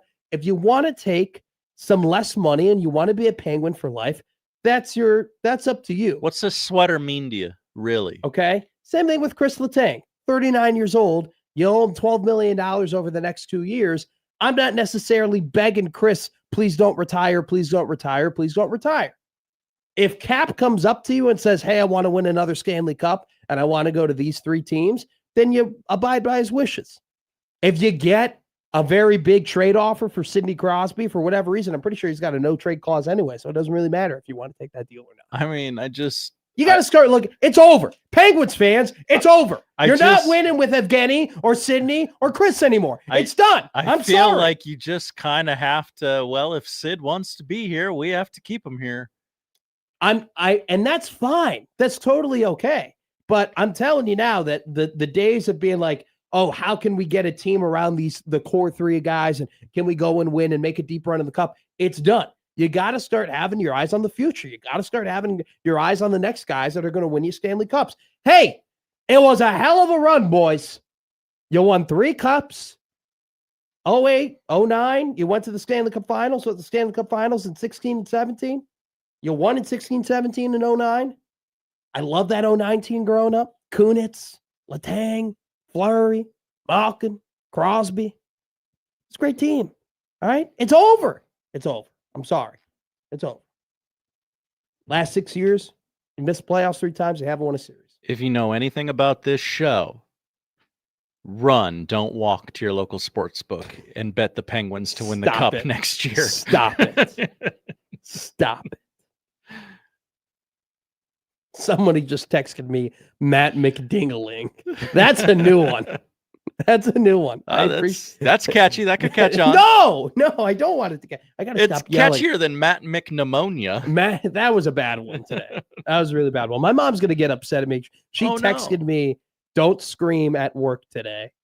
And she also texted me, are you drinking something while you're talking? And not coffee. That's not good for your throat. Do we need to make a little Gatorade run? No, I brought throat coat. Okay. And I also bought a tea that's good for your kidneys. Oh, kidney tea. I think Okay. I need to start having better kidney health. It's kind of what I've discovered at 24. Okay. You know? I don't want it to sound like I'm laughing at that. It's just, I never said such a thing at 24. You're light years ahead of me. Look, I'm raw dogging life. I don't take magnesium or zinc or fish oil I don't know how to take any of that. You don't take supplements? No. You should take some supplements. They're good for you. You need your vitamin D. I never really needed it until I'm outside. Are you? I drive home with the windows down. There you go. So we will have a very special show tomorrow for the Kentucky Derby. A bit of a preview, that was, if you will. Let's talk about real quick. We're going to start it now. We'll do the odd news at 11:45. We'll get back to this at 12. And I want to put this out there as kind of like a primer. And I want people to soak it in. And then hopefully on the Equitable Bank Zone inbox, along with the Prairie Flower Casino Zone hotline and text line 402-951-1620, along with the Liquid Trucking Zone Twitter feed, people can give me their comments and give me their opinions. We talked about it, and I don't want to pat the show on the back, but I think when we talked about the reseeding at Memorial Stadium and the tough decisions that this athletic department has to make because of the ever-changing landscape of college sports and the fact that college athletic departments are now going to have to treat their fans more like pro sports teams treat their fans because the financial model is becoming closer to that. I think we were pretty spot on there. And funny enough, after we talked about that on Tuesday, literally hours later, we found out from both athletic departments tough decisions that they have to make from both Creighton and from Nebraska in terms of getting more money in the athletic department's pocket that unfortunately for the fan is at their expense. Creighton announced on Tuesday that they were going to be instilling a competitive excellence fee for men's basketball season ticket holders. Okay. So essentially, Creighton announced that for men's basketball season ticket holders, they're going to be enacting a 6.5% fee on that, a new 6.5% fee. This was from WOWT. It's 6.5% fee to men's basketball season tickets. And look, I like the name of it. I thought the name at first was kind of funny. I would have loved to known the other names. Oh, that's a great question, man. That they thought of. Championship standard fee. You know, somebody tried to make like a blue jay, an acronym for J, like JAY, like a jumping maybe astronomic or youth. Maybe did they try and like blame it on college sports, where it's like the college commission capital fee or something like that, or the changing landscape fee, or the college, something like that. The new era of college sports fee. I think championship standard fee was probably the next one in line, but it's the competitive excellence fee.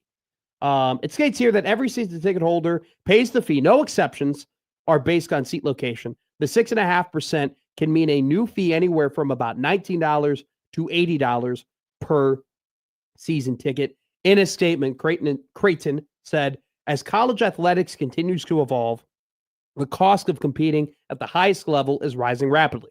We remain committed to managing these changes responsibly while maintaining a high-level experience for our fans. To support these efforts, we will implement a 6.5% competitive excellence increase to the combined cost of tickets and the required J-backer fee. Look, if you are a men's season ticket holder, men's basketball season ticket holder, the idea of a 6.5%, an added 6.5% fee to your season tickets doesn't sound great. Doesn't sound appetizing, right? Now, is it a massive fee?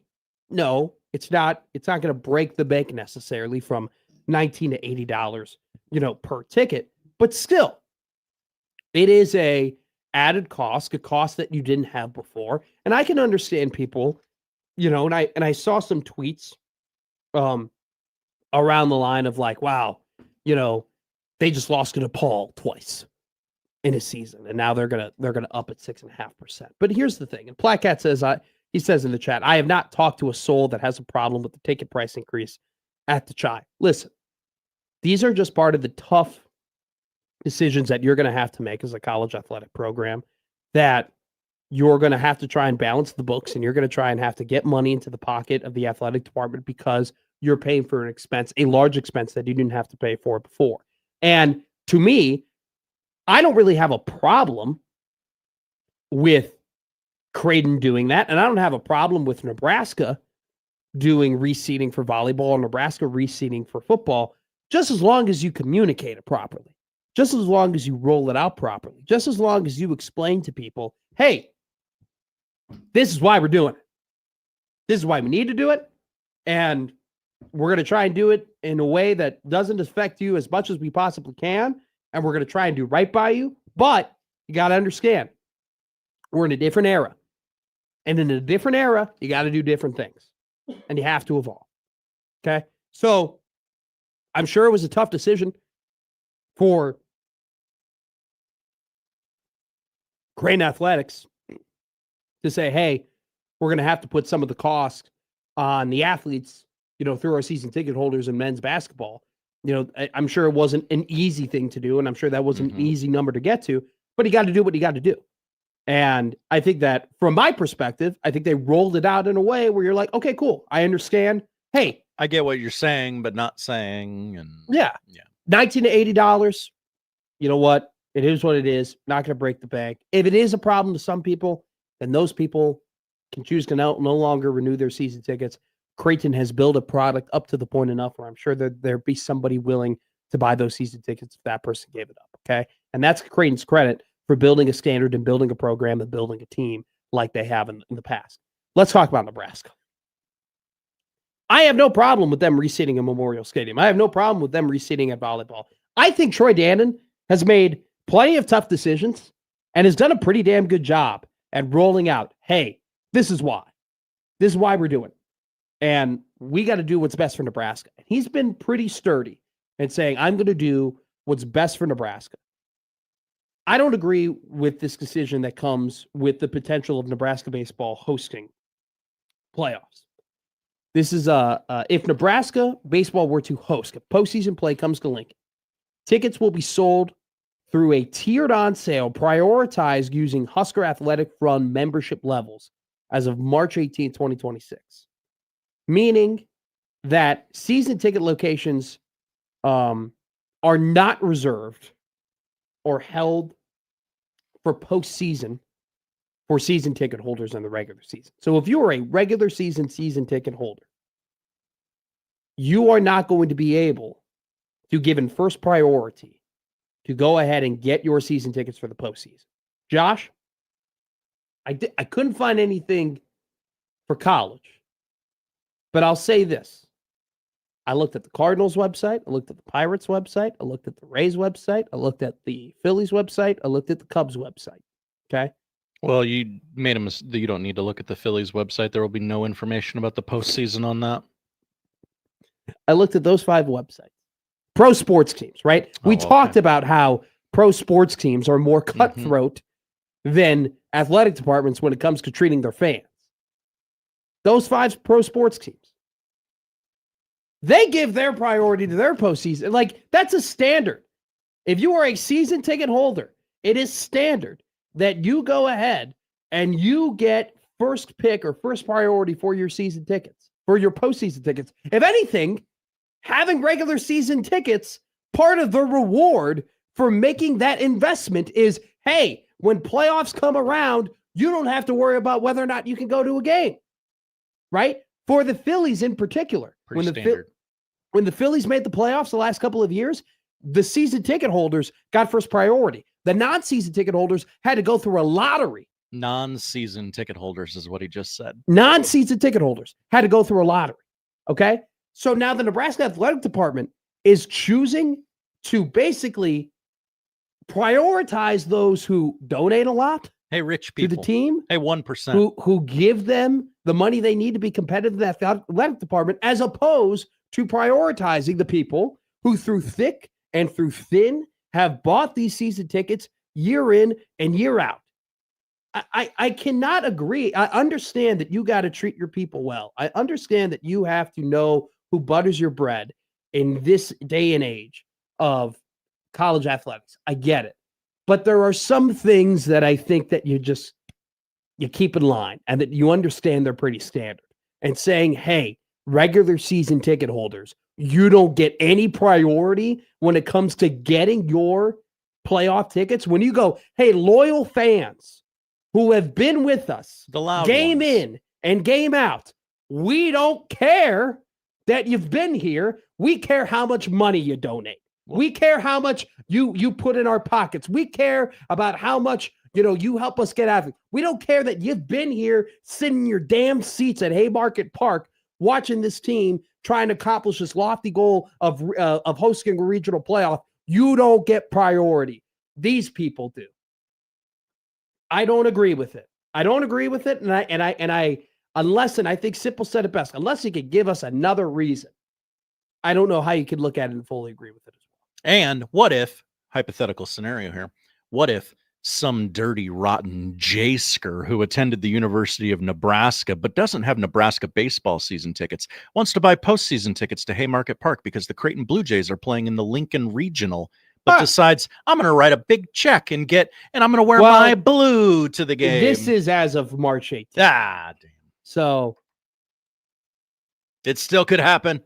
I just can't agree. I cannot agree with saying, hey, season ticket holders, you're not going to be able to get priority in the postseason. Why? Yeah. If we're going to professionalize college sports, which seems to be the way we're going, But they don't even do it to the professionals. That's not even a professional thing. Yeah. Why not do it the exact same way as the pros, where it's like, okay, season ticket holders, you get first right. Well, the big money donor. If you want to create a second window in between season ticket holders and normies for the rich people, let them have their own special little window. All right, we're gonna hit a break here. We'll go ahead. We have some text and emails that we're gonna read, and then at 12 o'clock we'll do the odd news here on the 1620 Zone Radio Network.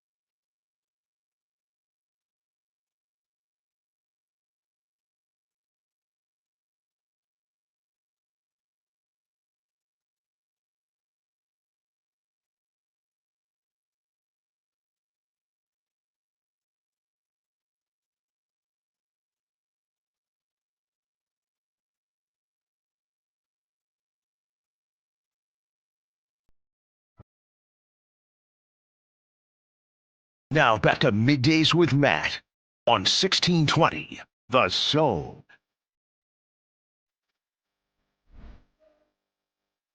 All right, couple minutes here before we gotta hit a break. Got some text, gotten some funny comments. J-Man goes, Dannon's timeshare in Cabo isn't going to pay for itself. That's not what this is about. Platcat speculated that Happer's talent fee went way up for the Jays, and he's got to get paid. And you're going to pay him with that championship excellence fee. I do want to go ahead and credit Biggs here for a text message. What up, Biggie? Bigelow did tell me that volleyball has dealt with this every year. And it's just because baseball hasn't done this in over a decade and a half that everybody is very upset about it. Now, this is happening to softball as well, which I did fail to mention, but that was communicated to me yesterday. That'll be tough for softball too, because those tickets are going to come at a pretty high premium because they probably should be yeah getting every nickel and dime they can out of maybe if you've got a sport that's on fire that isn't a typical revenue generator. I will say this though, you got to make your money as a college athletic department any way that you can. Okay, what did we say yesterday or say a couple days ago? Don't hate the player, hate the game. Right. And the game is college sports has never been more expensive because you're paying an exuberant amount of money across a bunch of different rosters, mainly football. At the same time, though, I do think that there are things that I don't want to say lines you don't cross, but the point of having regular season tickets, in my opinion, is having priority amongst other things for postseason. And I remember we were season ticket holders for the Cubs in 2008, and we got our postseason tickets, and we had the paper, the whole paper layout, right? And you saw every single game. My dad took game 1 of the World Series in 2008, that ticket that we would have scanned, and he put it up in a frame, right? Like, that is part of the pride of being a regular season ticket holder is like, hey, if we make a deep run, I'm going to be able to be there. Mm-hmm.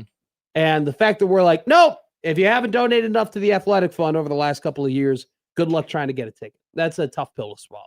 We'll talk about that more and odd news stories around the country coming up next here on Middays with Matt.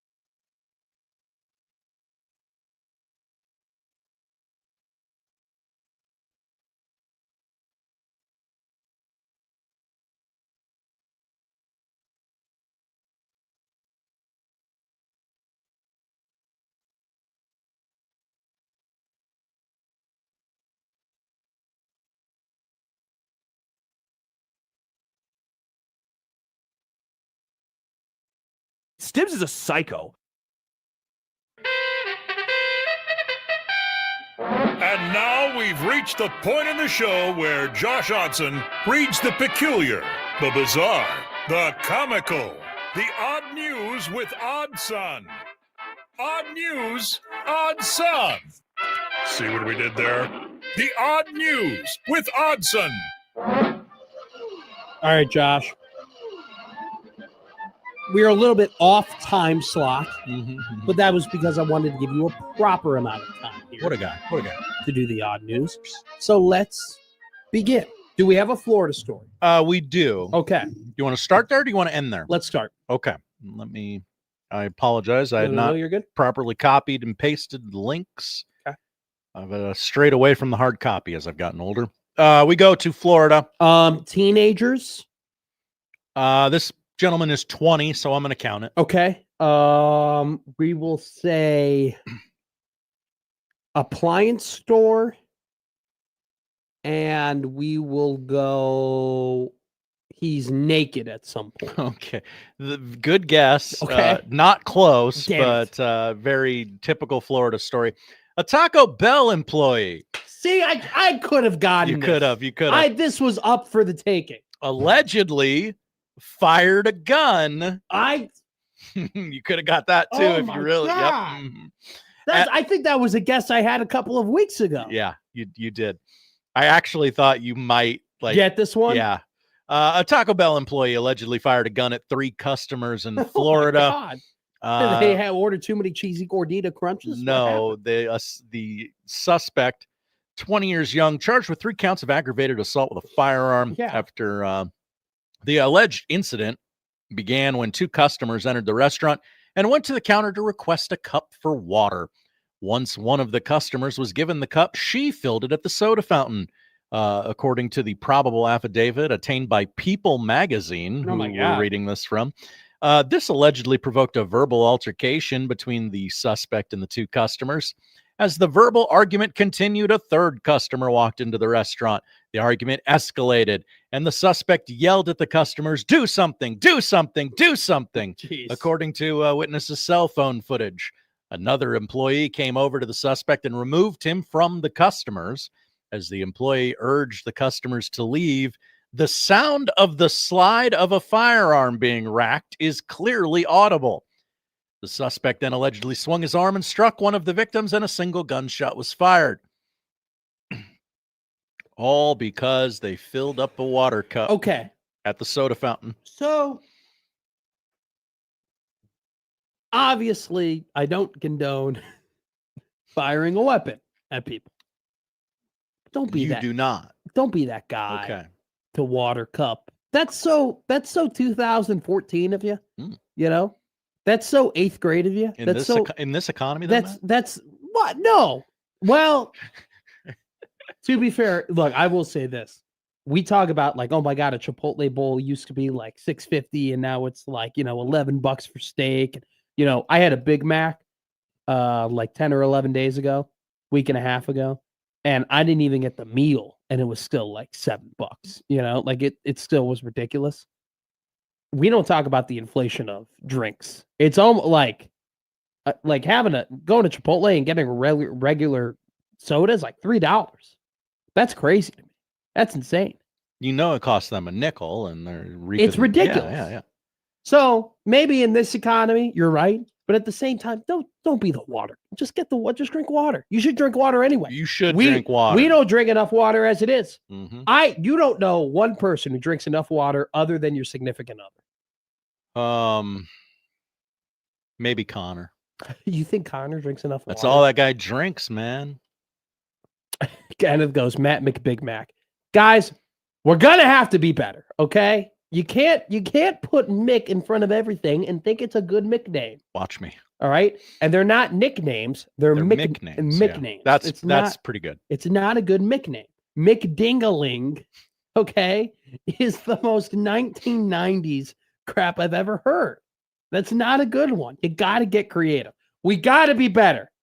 If we think like the Yankees in here, we'll lose to the Yankees out there. What's our second story? We go to France, where I love France. A teenager is facing jail time after licking a straw and putting it back into the dispenser of straws. Yeah, forever. French teenager facing 2 years in prison and thousands of dollars in fines after a stunt where he licked a straw and put it back. I'm not reading that name. I took French and I'm not reading that name.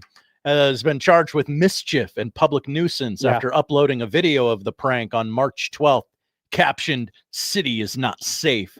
The clip quickly went viral and was reported, sparking an investigation.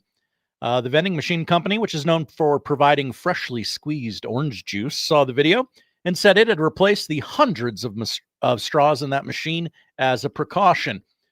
Today, a court allowed him to leave the country for a school trip to the Philippines. No way. But he must be contactable by an investigating officer. A spokesperson for the school said it was aware of the allegations and is investigating.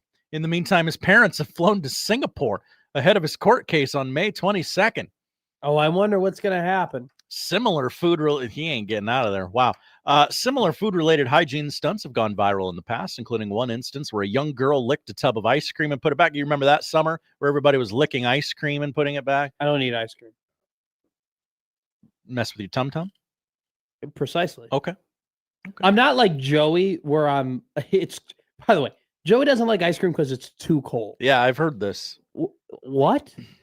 What? Brush your teeth, bud. Mm-hmm. What are we doing here? Like, no, it has nothing to do with the temperature. It just has everything to do with the fact that it's just I like other sugary things and it doesn't make me feel the best after I eat it. So no, I wasn't when we were all licking ice cream, I wasn't overly worried about it. Did I disappoint you with that statement there? No, I'm glad you have a reason. That it being too cold is quite ridiculous. What's that? Fred Armisen, where he's got that meme where it goes straight through jail, straight through jail. Yeah, you jaywalk, straight through jail. Mm-hmm. You do crime, straight to jail, straight to jail. You maybe do crime, straight to jail. This guy who licks straws and puts them straight to jail, straight to jail forever, in my opinion. It's tough but fair. Third and final news story. We go to northern Colorado, where authorities have arrested a suspect wanted for stealing a fire engine and leading authorities on a pursuit shortly after. It all started just before midnight on Tuesday when Boulder police received a report of a man trying to open the doors of cars and homes in a neighborhood. When officers arrived, they arrested the suspect, later identified as Richard Johnson. Make your own jokes. That's a good one. And took him to jail where he was. Can't help myself. He was booked on third-degree trespassing charge and released just after 3:30 a.m. Boulder Fire, and remember that time because it's important to the story. 3:30 a.m. Oh no! Boulder Fire Rescue responded to the jail for an unrelated medical call at 3:39 a.m. While they were in the jail booking lobby treating the patient, investigators say Johnson got into the fire truck and drove away. Deputies began a pursuit and asked Boulder police for help. They found the man and re-arrested him. That's great. What a real Johnson that guy is. Yeah, real Richard. Yeah, there it is. That was too easy. And he can't just give us a layup like that. Oh yeah, Richard Johnson can't commit a crime without ending up in this segment. No. Real piece of work, that guy. Yeah. You know. I'm sorry. I can't. I'm a little kid. Richard, how do you name your kid Richard Johnson? That's just you just don't love your kid. You don't. It's your job as a parent to protect your child. How do you not call that guy Dick Johnson? Mm-hmm. Yeah. That's tough. I mean, his entire maybe that's why he chose a life of crime, because he's been picked on his entire life for having the name Richard Johnson. Now this is the odd psychology. That's what this is. PC goes, bet Dick Johnson would have run away with the You know what? Yeah, yesterday we did a we could say the sperm race championship? Yeah, that was the story in the odd news yesterday. What? The sperm race World Cup is coming this summer. Pun not intended. You're kidding. How do you do is it how I think they do it? That's disgusting. You're given a sample, they put it on a racetrack, and there's qualifying by continent, and then they'll you qualify? And yeah, you have to qualify. I They're bet just not letting I'm anybody. going to in. be real. I bet the Irish are a powerhouse for that. I bet the Irish are an odds-on favorite. I'm gonna take Jack Gallagher as my stud, if you will. You to win changed that the one. name for the better. Good Yeah, job. I didn't want to. Mm-hmm. Nope. I knew why you did it. Sorry, OC. I apologize. That's just the first Irish name that comes to my mind. That's the funny thing where I was trying to find Irish bars in Omaha. Yeah, what'd you find? Brazen Head over on 78th. Sure. That's my favorite. A lot of wood there, right? A ton of wood. Okay. The bar they have there was actually shipped from Ireland. Whoa. Okay. Did not know that. So they have some of the, I like some Irish whiskeys that some Irish bars don't have. They have them. There's also Barrett's over there on Leavenworth. Classic. Yeah, they pour. I was just looking for places that pour good Guinnesses. Was really all I was trying to find. But I was trying to explain to people that there's no such thing as an Irish bar in Chicago. They're just bars. Oh, it's just oh, I'm going to the bar. Oh, it's Irish. Unless said otherwise. It's not an Irish bar. So, but I couldn't, I could have come with Colin. You know what? Colin O'Harrell. I bet that's the Irish representative for good the Irish Sperm Race name Championships. Mm-hmm. Or Niall. That's a real Niall. Oh yeah, that's a real. Or Seamus. Anyway, I can't believe that's a thing. Is it going to be on television? I can't imagine it would be. No, you don't think that'll be palatable for the for a linear audience? It'll broadcast live on the hub. You think that'll be on ESPN 8 The Ocho? Do not. Can we get Levy on that call? He was terrible yesterday. Oh no, he was awful. And Oshie's bad. I love Osh. Don't get me wrong. American hero TJ Oshie. One of my favorite hockey players. He's not good at announcing at all. Hockey player, bad at talking. Imagine that. Yeah. Shocker. But hockey player, not as bad as talking Matt McMaster. Well, you didn't go as far as the on the hockey as they did. Give me the option between being the host of this show and being in the NHL. For every child's 18th birthday, they have to make a decision. You can be good at talking or you can be good at hockey. Son, you can be TJ Oshie or you can be Matt McMaster. Who would you rather be? Well, who's TJ Oshie? I've never heard of him. I love Matt's takes. They're so great. I can't wait for This Week in Women's History. I learned so much. It's coming up. At 12:45 here on Middays with Matt on 1620 The Zone.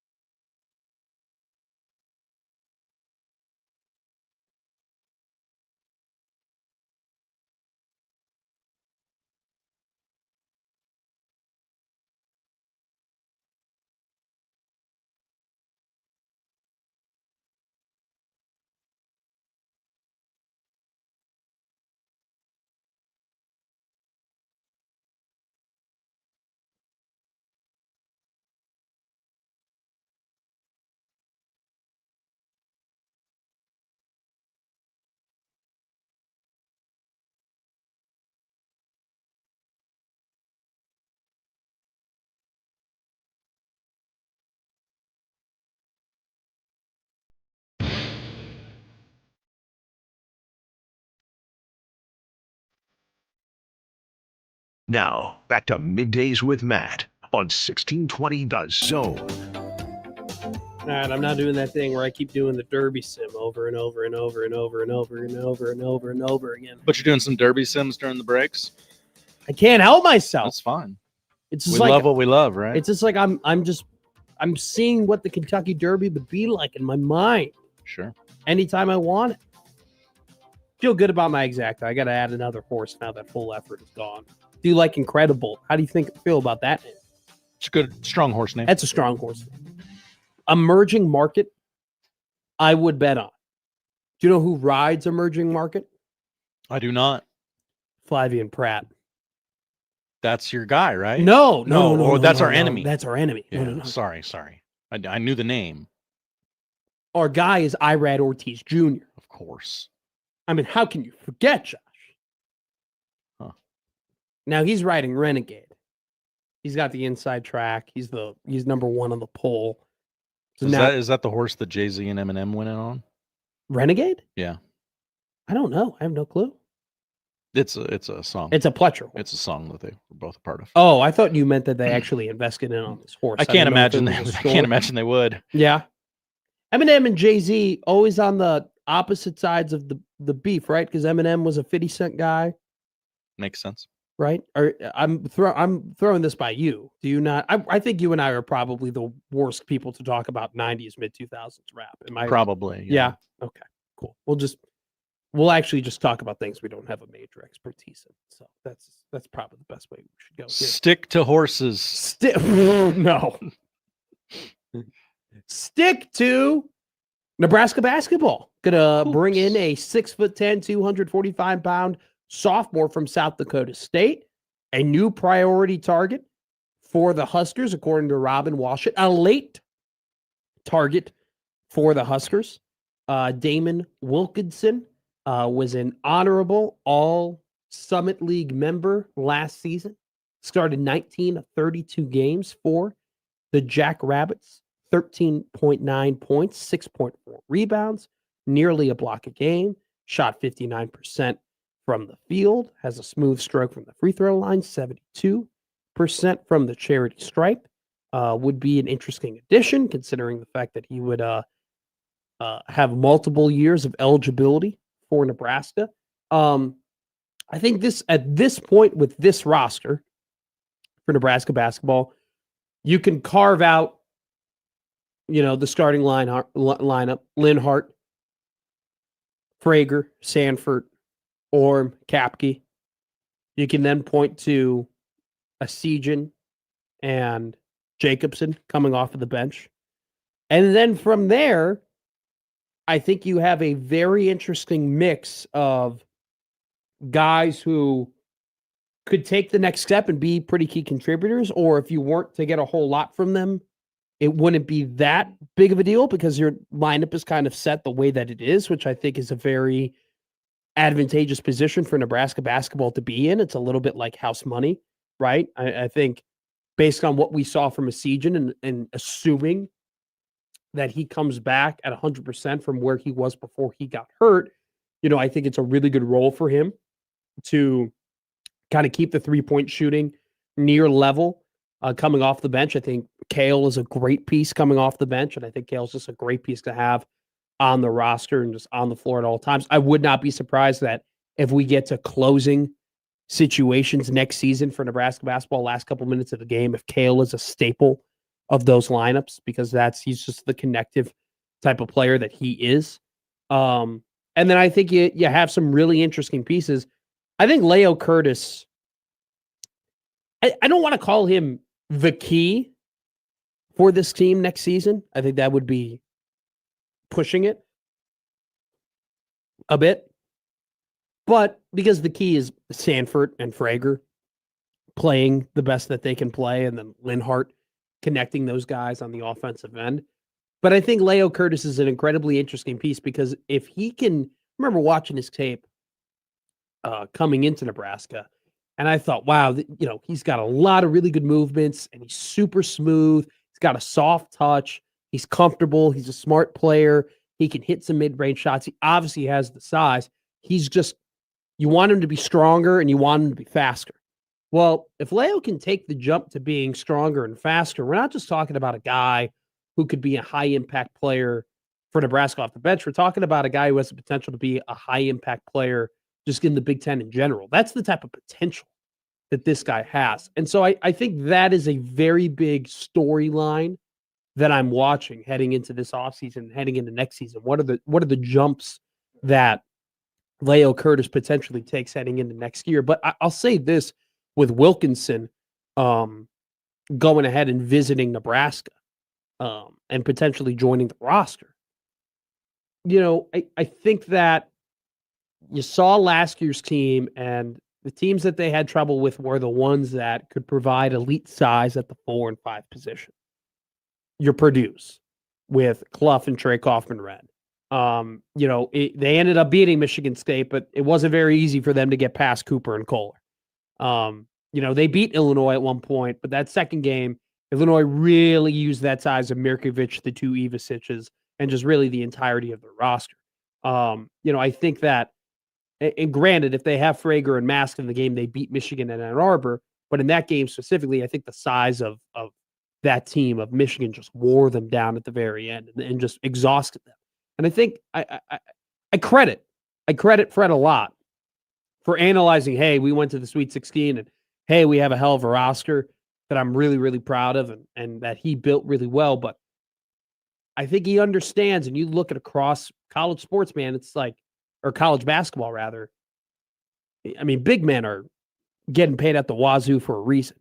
And that's because size is just such a valuable piece of equity to have. If you can guard the paint and you can get to the paint and you can be dominant in the paint on both sides of the ball, in a game where 3-point shooting is still at a premium, like being physical and being dominant and just being able to be large 1 through 5 is something that we saw Florida do win a national championship. We saw Michigan do it, win a national championship.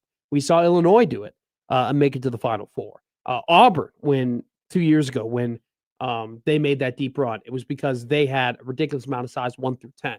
So I think that this has been a very interesting kind of pivot, or maybe a better word would be emphasis on, we're going to make sure that we can compete with these teams that can be physical and that we are going to fight back and we are going to push back and we can fight fire with fire. But then what's the other layer?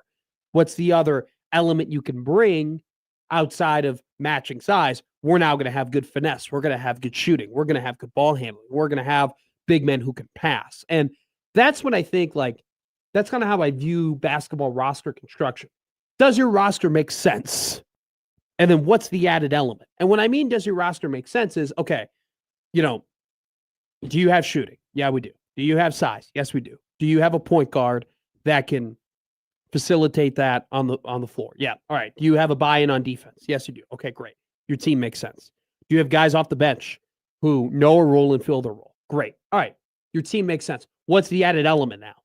What puts you over the top? Because there's a lot of teams that make sense. There are a lot of teams that can do what I just described. What makes you better? And I think Nebraska, and in Fred's perspective, it's the spacing. But what they were lacking in last year was the ability at times, not all the time, but definitely their biggest weakness, in my opinion, overall, was when a team could really go at them at the 4 and 5 and could get those offensive rebounds against them. It could cause those second chance points.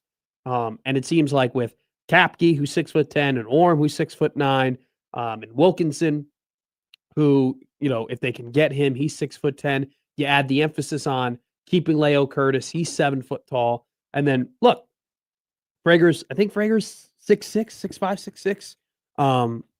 Sanford 6'7", and Lenhart 6'4". I mean, that is a big physical lineup. And that's the type of lineup you need in the Big Ten. So some takeaways there from Nebraska in the portal. It's just, you're adding a lot of new pieces. This is going to be three new guys in your starting lineup, and you definitely worry a little bit about the chemistry and the cohesion. But that's what you have the offseason and the summer and non-con for. We go to the Prairie Flower Casino Zone hotline. 429511620 is the number to reach us. at the Prairie Flower Casino Zone Hotline. Prairie Flower Casino, play longer with more. Andrew wants to talk about Nebraska basketball. All right, Drew, what do you have to say? It's your buddy. It's your buddy. Hey. Yeah. What do you got to say? I will tell you why Nebraska ball won't be as good as it was last year. Why is that? Because size is great, and, you can't teach size. But size also has to be developed. Look at Kalkbrenner when he first came. He really was like a fish out of water his freshman year. So, there is some development that goes with size. Well, yeah, that's what I talked about that with Curtis. Yeah, that's I odd. will say, nobody on Nebraska's basketball team has had consistent years. Like Samford, he had one good year of shooting, and people made him out to be Michael Jordan. Now, he made the all team. He was all first team Big Ten. Andrew, what are you talking about? He was the best player on the first team to ever make it to the Sweet 16. Yeah, they're going to make him out to be pretty damn good. That could be a 1 year flash in the pan. Okay, all right. You wanna give me? Do you have a better argument than 1 year flashes in the pan? What makes you think it's 1 year flashes in the pan? What is your analysis? I'm just saying it can be. Because he hasn't done it consistently. He had one good year. Okay, great. Is there any Drew? Drew, what is there? Drew, did you see him? Did you see him in the NCAA tournament? Did you see him make all those shots? Did you see him be one of the best shooters in the country? Did you see him where he got barely any open shots and he just turned around and fling it up? What about that makes you think it's unsustainable? Because he's only done it 1 year. Okay, great. Okay, great. That's a terrible argument. It's a terrible. No, it's not a terrible argument. It is a terrible. It's a lazy argument. It's a lazy argument. Is there anything else? Is there anything else? Because you're saying he goes, he only did it 1 year. Where is the stats from it? Where is any analysis from it? What makes it? Answer this question. What makes it unsustainable? What about his shooting made it unsustainable? Is he in a different offense this year? No, he's not. Is he going to get guarded any differently than he did at the end of the year? No, he's not. Are you going to let me answer the Go ahead. Yeah, go ahead. Did he have that great of years at Iowa? No. It's called development, Andrew. It's called getting better. It's called being in an advantageous situation. Josh Dix for Creighton. Yeah. Didn't shoot it as well as he did at Iowa, so it can happen. But you're talking about them. Josh Dix is going to a different situation. Josh Dix is going to a different offense. Josh Dix is in an entirely different situation. It's the opposite for Nebraska. Bryce Sandford went from a situation that wasn't advantageous for him, went to a situation that was advantageous for him at Nebraska, and then flourished. Nothing's changed, Andrew. Nothing's going to be different. Okay, we'll talk. Okay, great. Do you have anything else? Put it on the board. That's all I've got. What is your put it on the board? That he will not have the same season he had last year. Okay, Andrew. So if he's all Big Ten second team, are you right? No, I okay. Okay.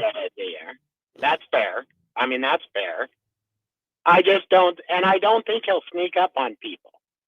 He didn't sneak up on anybody at the end of the year. Did you see how he was being guarded in the last 15 games of the year?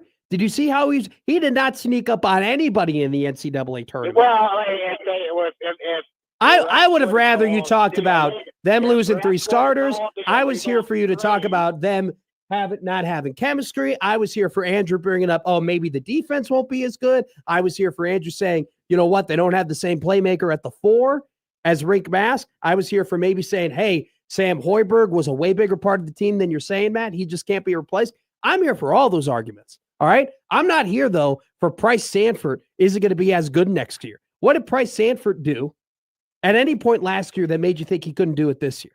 There are arguments. Don't get me wrong, ladies and gentlemen. There are plenty of people in our YouTube chat. You got plenty of arguments. There's a lot of ammunition to be held that Nebraska basketball isn't going to make the Sweet 16 next year. It's hard to make the Sweet 16. Okay. But I'll say this, with what they had and what the market looked like and what they needed to address, they addressed a lot of the things they needed to. Okay? They got a guy in Sam Warren who's going to perfectly replace McMaster, who's going to bring that size, who's going to bring that spacing. And also, if you go ahead and you watch Sam Warren's tape, his ability, his IQ off the ball to make cuts, to make the right pass, that's something exactly that Nebraska needs. All right? You got a guy like Kapke who brings that size again, who can be physical in the paint, but also brings that added element of shooting 33% from three. You got another guy, size and spacing. And then Traven Linhart, he's another guy too where, okay, yeah, is it going to be a transition from where he was playing then to where he's going to be playing now? Absolutely.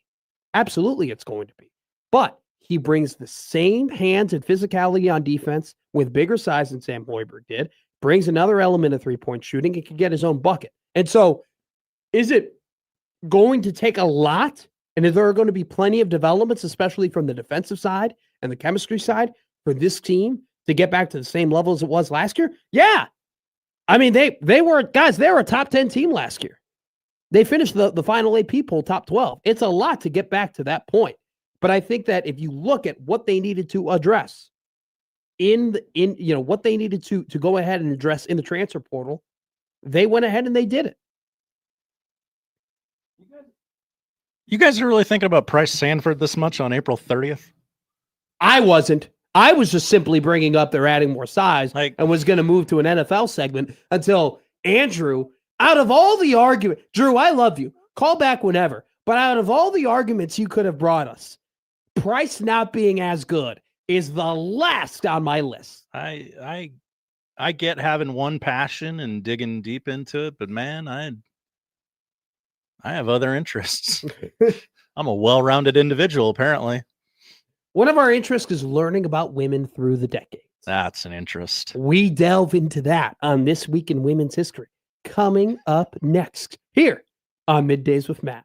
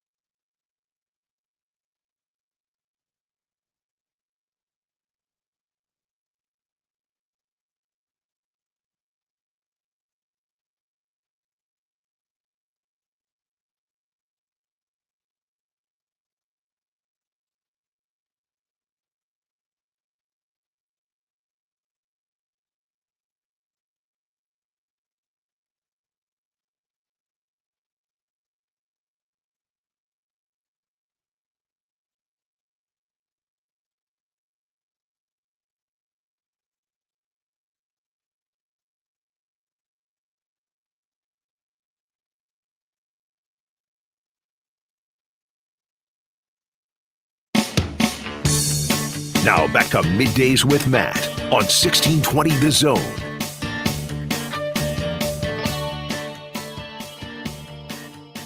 We had a free agency signing in the NFL during the show. Whoa. Calais Campbell returning to the Baltimore Ravens. Talk about a guy who, what a beast, you know? This has played one of the toughest positions in all of sports for so long. Such a professional, beloved by so many people in the NFL. 6-time Pro Bowler.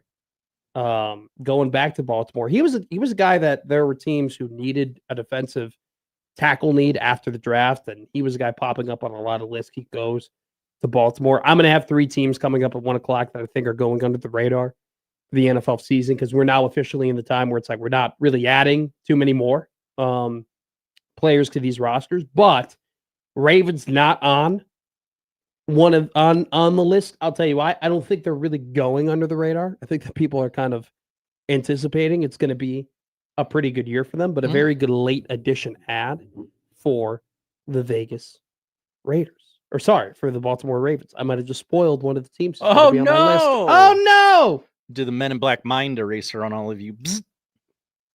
What did we talk about? Exactly. By the way, also, too, there will be...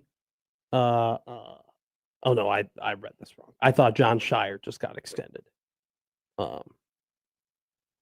He did not. But Duke has signed a multi-year deal with Amazon Prime Video, according to a spokesperson. Whoa. The streaming service will televise the following games for the Blue Devils in 2026, 2027. UConn. Did you hear this?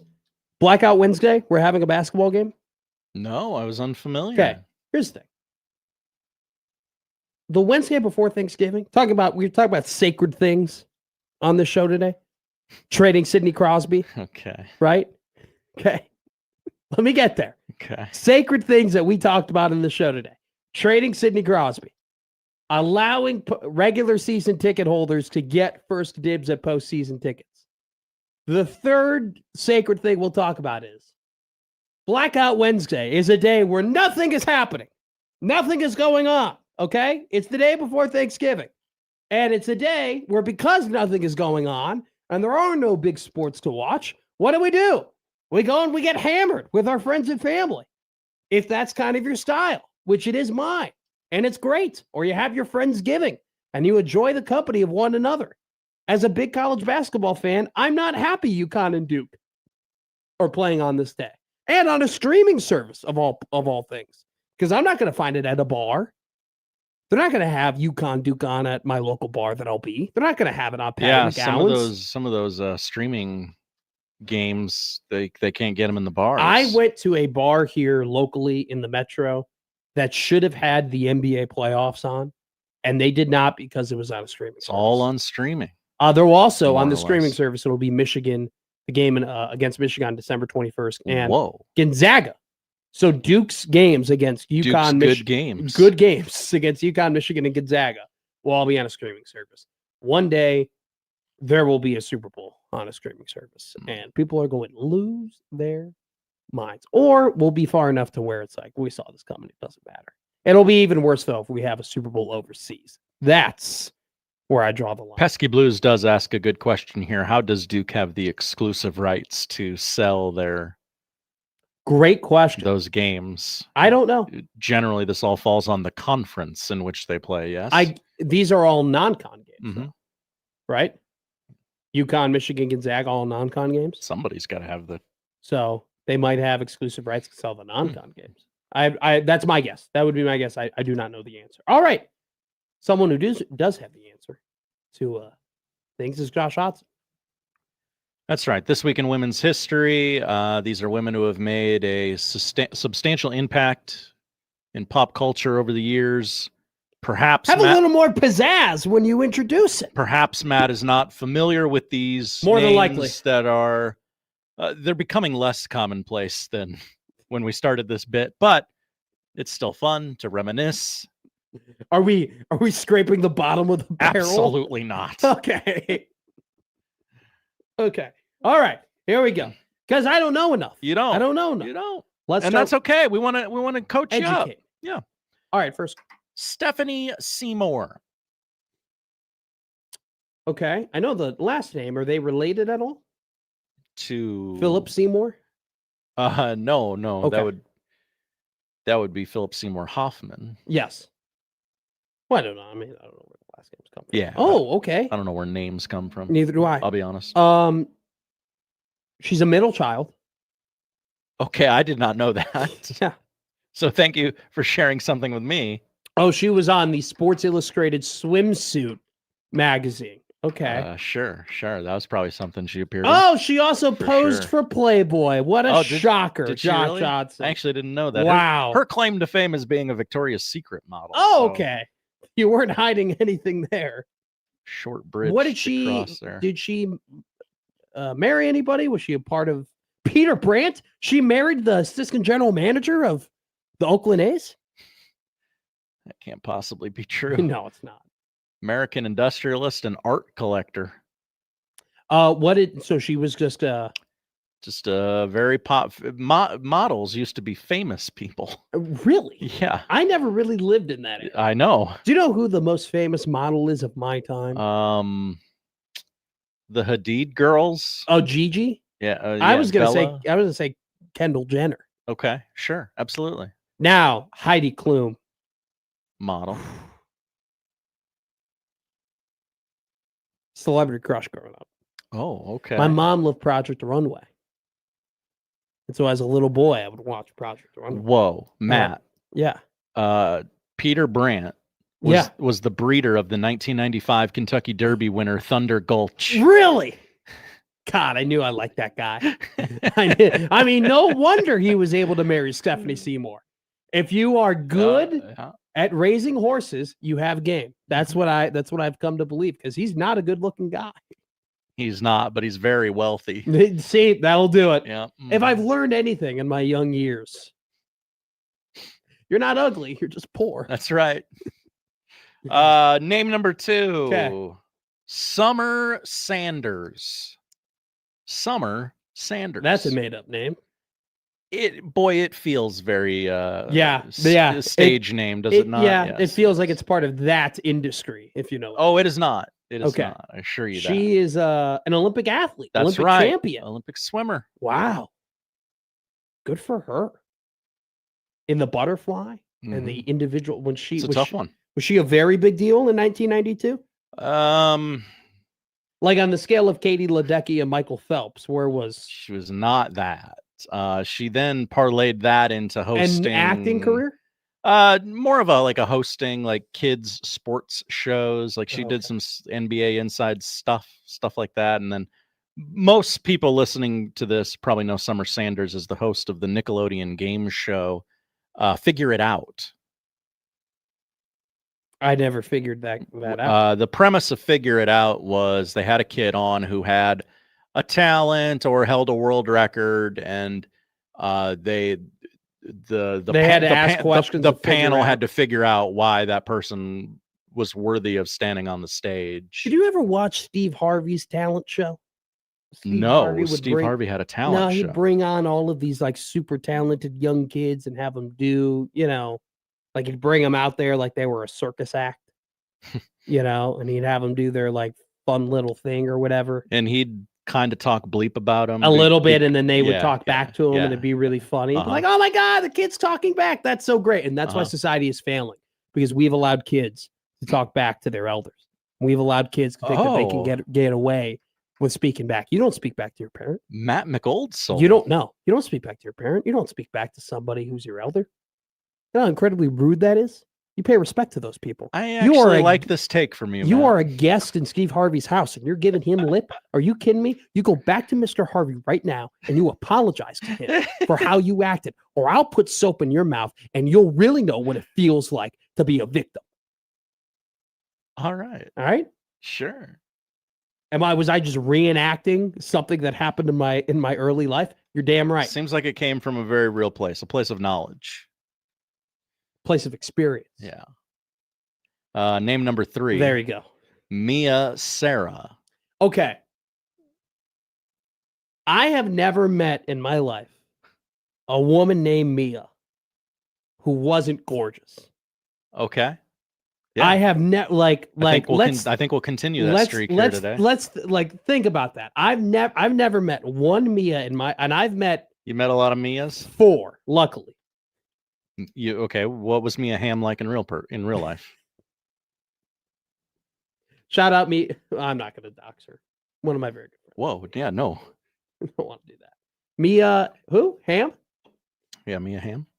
You know Mia Hamm, yes? Should we put her on the list? No, I don't know who John Hamm's wife? No. Okay.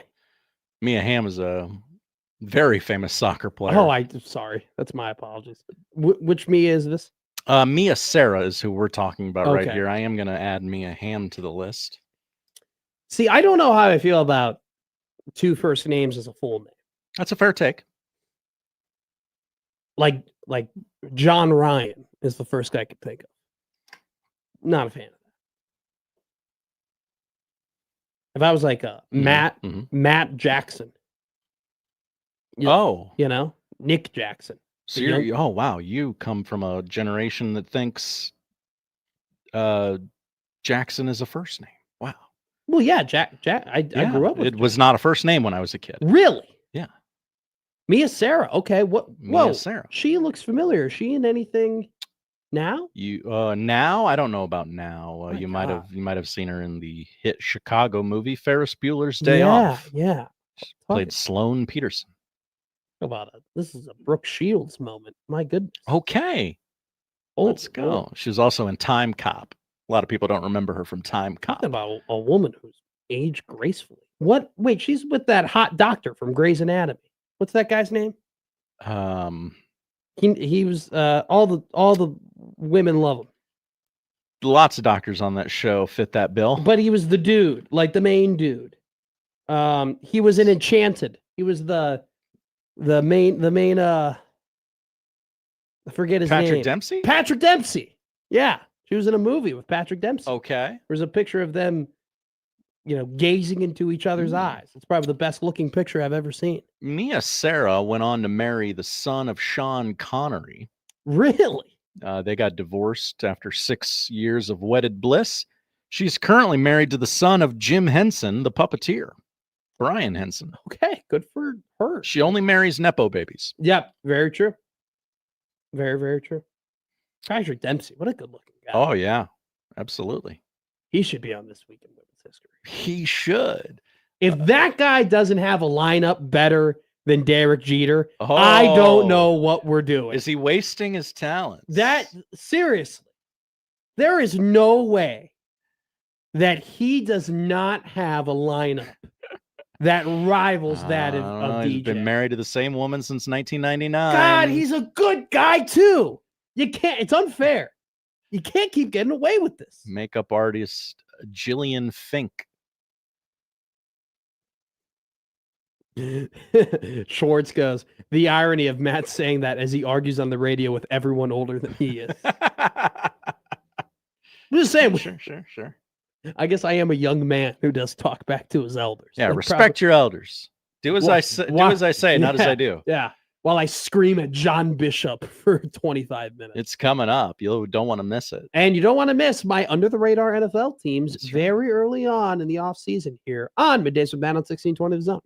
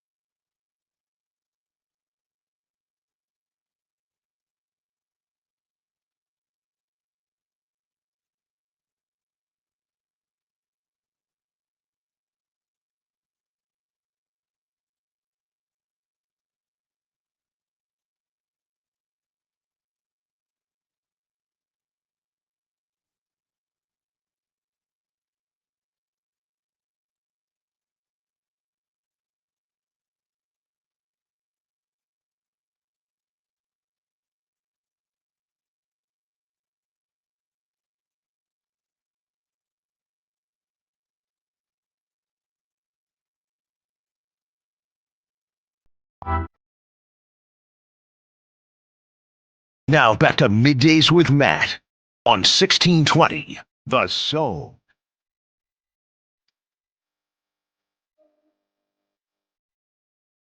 Beautiful graphic. Oh, thank you. My RIP Live Golf. You know what? I'm not really asking it to live in peace. Oh, it says nothing about rest in peace. Okay. It's just a tombstone. You know, just see ya. You know, Mm-hmm. good riddance. I mean, it really did more. It did more harm for the game than it did good for the game. I understood the premise of competition. Hell, you and I are big pro wrestling fans, right? We are in the era of AEW and WWE existing, right? And there was at one point a real moment in time where it felt like all elite wrestling had the opportunity to rival, and maybe even in some crazy conspiracy overtake the WWE because of the vast amounts of money that they had, and they could pay people to work less. That was kind of their sell to wrestlers, just like how Liv kind of sold that same thing.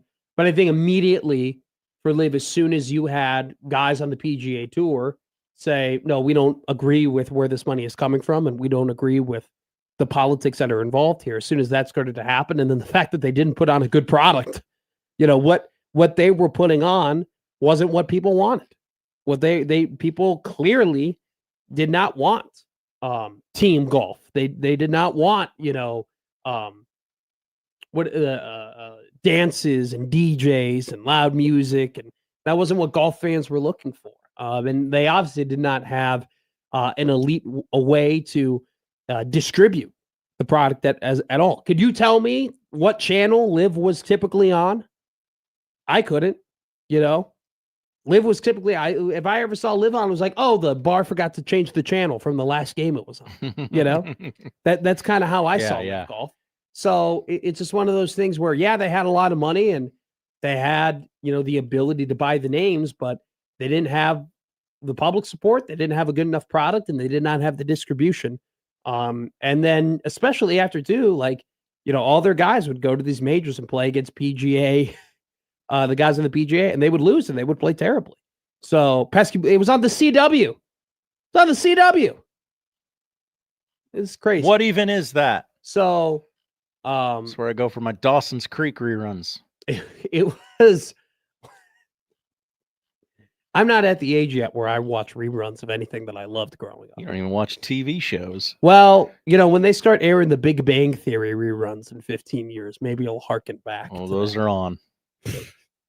I only watch the Big Bang Theory before I watch AEW wrestling on TNT. Which, by the way, after the terrible product that has been produced in the WWE, I might get back to. So, yeah, I just wanted to mention that because you brought that up on your graphic. Live Golf, gone. Good riddance. See you later. What is on the horizon? Not really. Not really on the horizon. But it's coming up quicker than you think. The NFL season, baby. We gotta ask Joey. When are they going to announce my Bears playing the Seattle Seahawks on the Wednesday to begin the season? Well, the Joey schedule got delayed, postponed. Why? He just partied a little too hard on his vacay. What is he, Rockstar Gaming? He can just delay the release of GTA 6 whenever he wants? I was trying to think of a clever pun for. Can you do a clever pun? GTA 6 and his schedule, but I can't now. Let me ask Joey when his schedule. Let me text him. Well, he posted it. He's very transparent. That's the one thing we do like about Joey. Joey, are my Bears kicking off the season? 2026 NFL mock schedule has been postponed to Monday, May 4th. The mock schedule. People think it's a bit. It is the farthest thing. Yeah. It is the farthest thing from Oh, you use that poor boy for content. No. He's doing this whether he's working here or working in an office somewhere downtown. Even if he's working at a Hy-Vee. Yep. If anything, we are helping Joey by putting it on for Joey will just do this for his own pleasure. Yeah. The thing I love about Joey though instant text responses. That guy's a quick text. Guy's on it. Now, he's taking the job in the morning show. Oh, you think he's napping? Every now and then there's an afternoon nap. Not every day. He's not an everyday napper. 1 o'clock would be either when you start the nap or when you get up from it. It depends on how quickly you go back home. Depends on when you got out of here. If you have things to do, 1 o'clock is when you hit it. There was a luncheon here today, so he's definitely. Oh, he responded back. Joey, our king. Wow. Screw you. He goes, by the way, he's in bed because he didn't text this. He sent it with Siri. Oh, okay. He goes, I don't know. I guess we'll have to find out Monday. Wow. You son of a. That's a future programmer written all over it. You want to know? You want to know? Tune in. You son of a birch. Tell me now. Also, are you snuggling up for your nap? Oh, yeah. Get the real deets. Minus 120 that he's snuggling up for a nap right now. About to go down. Oh, I mean, now that's the one thing that I can't stand about napping. I just lay down on the bed, I close my eyes, I'm out. I'm done. I'm gone.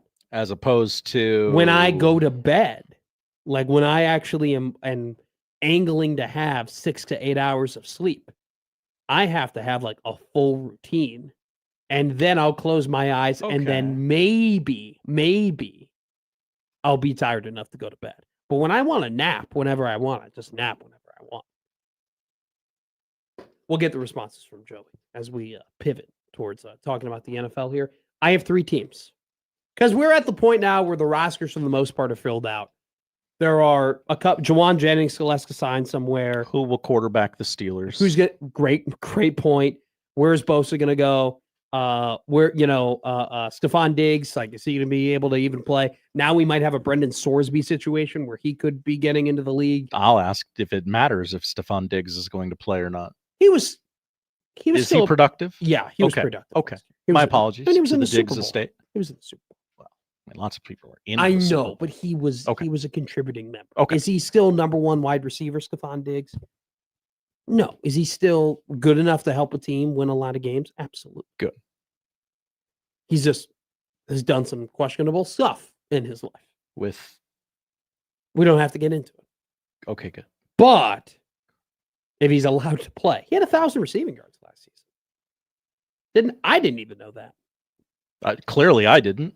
No, I'm not blaming you. I was like, even I thought he was like a 700, 800 yard guy. I didn't realize but he played all 17 games. Anyway, sorry, I digress. Point was to talk about Stephon Diggs. 3 teams that are going under the radar that I expect bigger things from this season than most. I know what your reactions are going to be. Do you want the one where you get happy? Do you want the one where you get interested? Or do you want the one where you eye roll? Oh, I want to be happy, Matt. The Tennessee Titans. Oh, let's go. Come on. Are my number 2 team that are going under the radar. Whoa, hello. I love everything that the Tennessee Titans have done this offseason. Everything? I have loved. Now, would I have liked them to have gotten a better run game? Yes, I would have. I like the value of Singleton, though. Me too. But I would have liked them to maybe improve it a little bit more. Do they have a little bit more of patchwork to do on the offensive line? Sure. Yes. If they're number 1, if we were going to point out a number 1 need for them right now, it'd be at the guard spot. But yeah, you had Wan'Dale Robinson. You had a stud in Carnell Tate. The things that I saw from Cam Ward, I watched a lot of Tennessee Titan football last year. He reminds me a little bit of Drake May in year 1. He's just less accurate. He's just objectively less accurate than Drake May was. But at the same time, did May get sacked 55 times in his starts? No, we did not. Cam Ward did.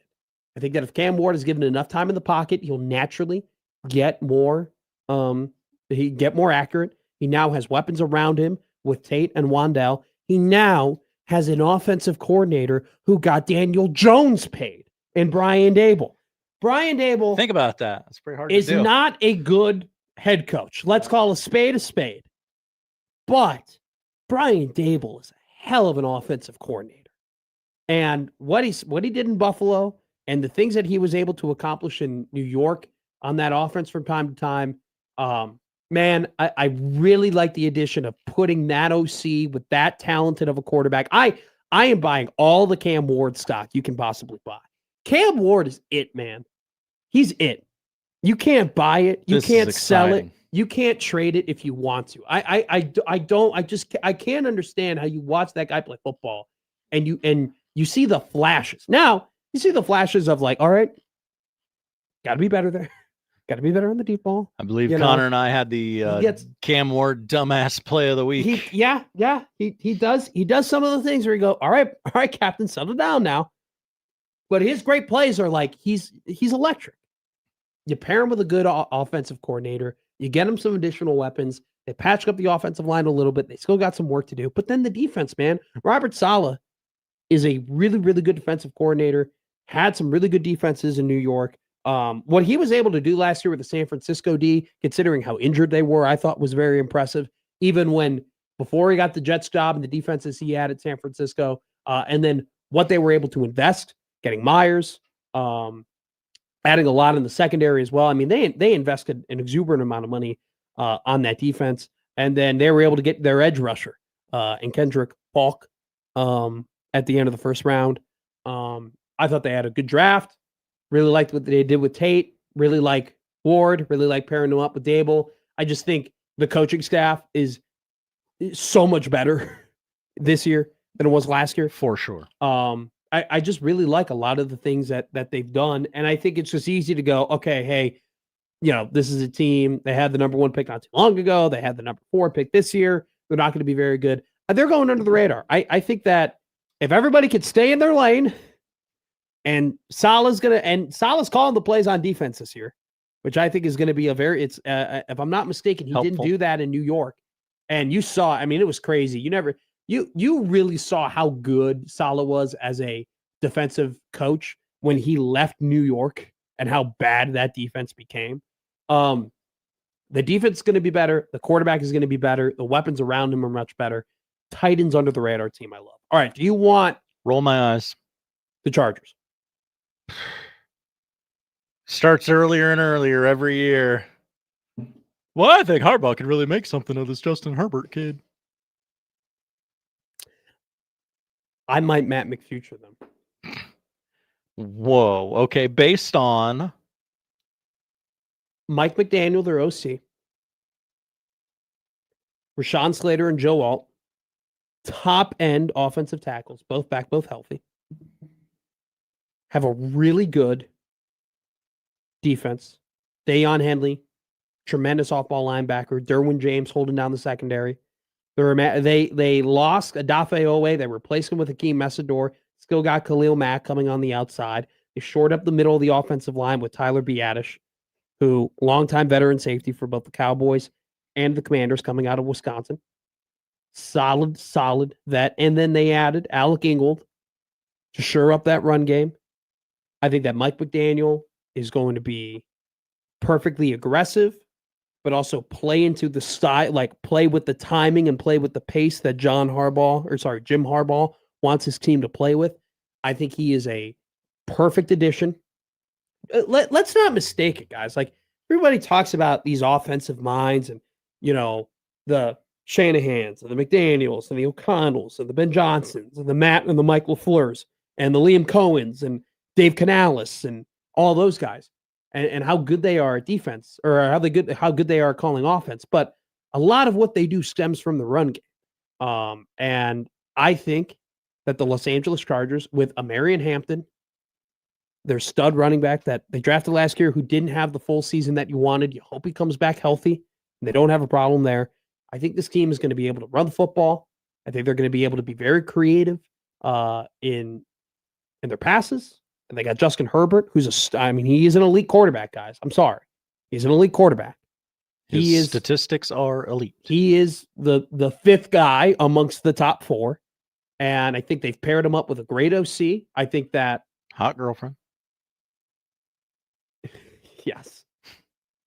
We talk about Sean Payton as he's the type of coach just on how he handles the game. He elevates the quarterback play. I think Jim Harbaugh is the same way. I think just the style of play and the pace in which his teams play make the quarterbacks better. I think that goes for Justin, and then now you add that to Mike McDaniel, and then you add the other pieces around him. I also too think that like there are just some quarterbacks that they are so good that you don't necessarily need elite wide receivers. You need some wide receivers. You can't have nobody, right? And I think that the Chiefs learned that. But Lad McConkey, Quentin Johnson, two very solid wide receivers. I like that they both do very different things. We saw flashes from both of them. Trey Harris is their third wide receiver. I like the addition of Charlie Kolar, the 4th round pick out of Baltimore. He's very good. And then they got Gadsden, who was kind of the guy who came on late at the tight end position for them last year. Won some fantasy football leagues. I like the Chargers a lot. All right.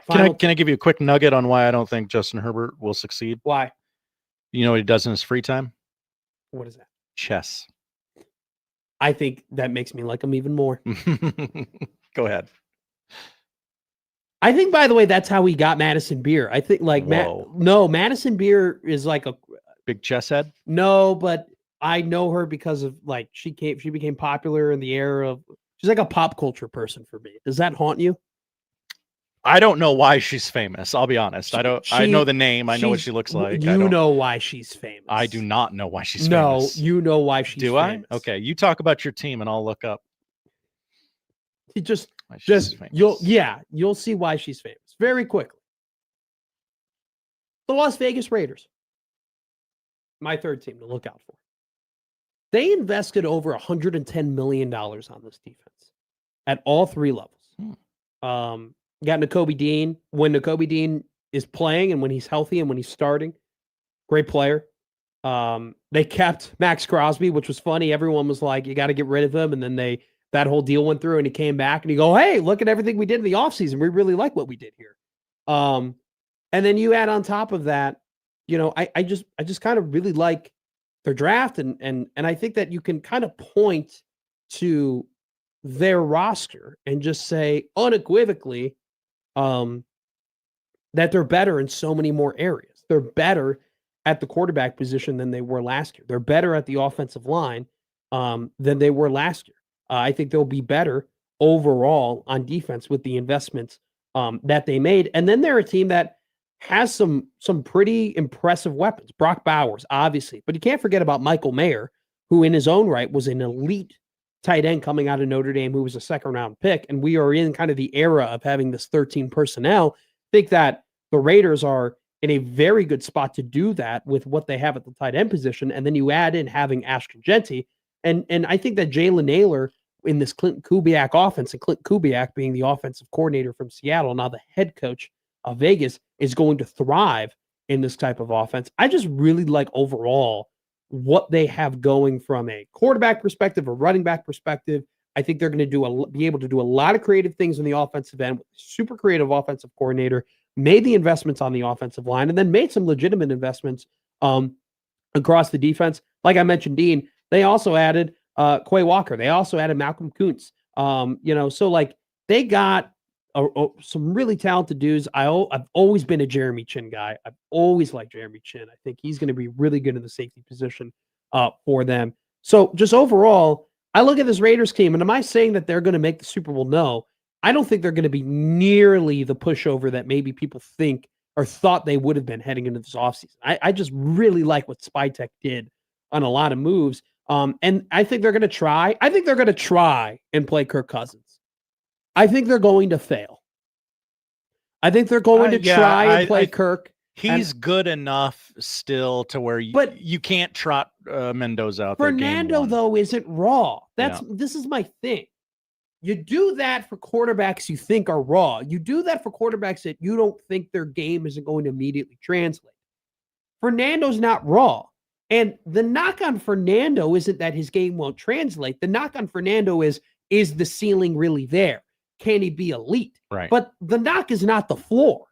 You get a guy like Kirk Cousins for a Cam Ward, for a Drake May, for a dude where the ceiling is clearly there, but it's going to take some time for him to get his feet under him. It's going to take no time for Fernando Mendoza and how smart he is and how quick he is and how much of a competitor he is to get his feet under him. They will try to play Kirk. They will fail to play Kirk. And I think that defense is going to be better and does have some really the Las Vegas Raiders, for a team who people think won't be very good this year, have some very, very good players. They have some very good players on this team. Under the radar team. The Raiders along with the Titans. And the Chargers, man. I love the Chargers this year. I don't care. Call me a madman. I'd prefer it that way. One of these years, every one of you are going to be right. Lauren Michelson often is right. She's coming up next here on Middays with Matt.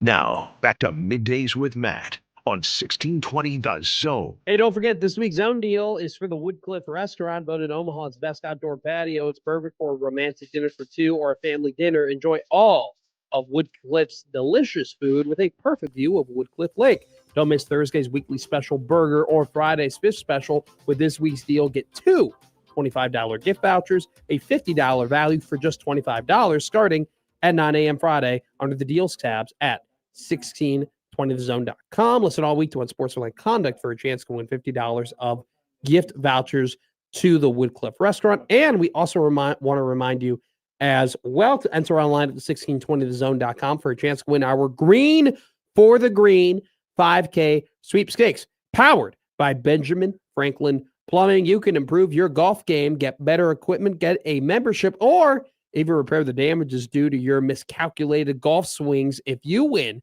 the Green for the Green 5K sweepstakes, which runs until May 19th. This is a Thursday at 1:20, which means we talk to somebody from KETV's incredible sport team. Today, that somebody is Lauren Michelson. Lauren, how are you? Oh, so happy to be back, as we say, on the grind. Yes. And talking with you, Matt. Thank you. Thank you, Lauren. How was you were on vacation. How was your vacation? It was so great. I got to sit in the sun for like 4 days and turn my phone off and look into the ocean. You can't ask for anything better than that. And then I was greeted back, my first day back, to a cold, rainy, yet fun Nebraska baseball game Yes. in Lincoln. Yes. I did see on your social medias, you just looking so happy to be back from beautiful vacation in a very windy, rainy, stormy Haymarket Park. Before we get into that, Josh and I have an idea. You have added another member to the KETV sport team. We were thinking maybe now at Thursdays at 1:20, we just spin a wheel and we have one of you come on. What do you think of that? I think that's totally fine. Okay. He works Thursdays. You know, he's on those days. So it depends what the schedule is. But sure.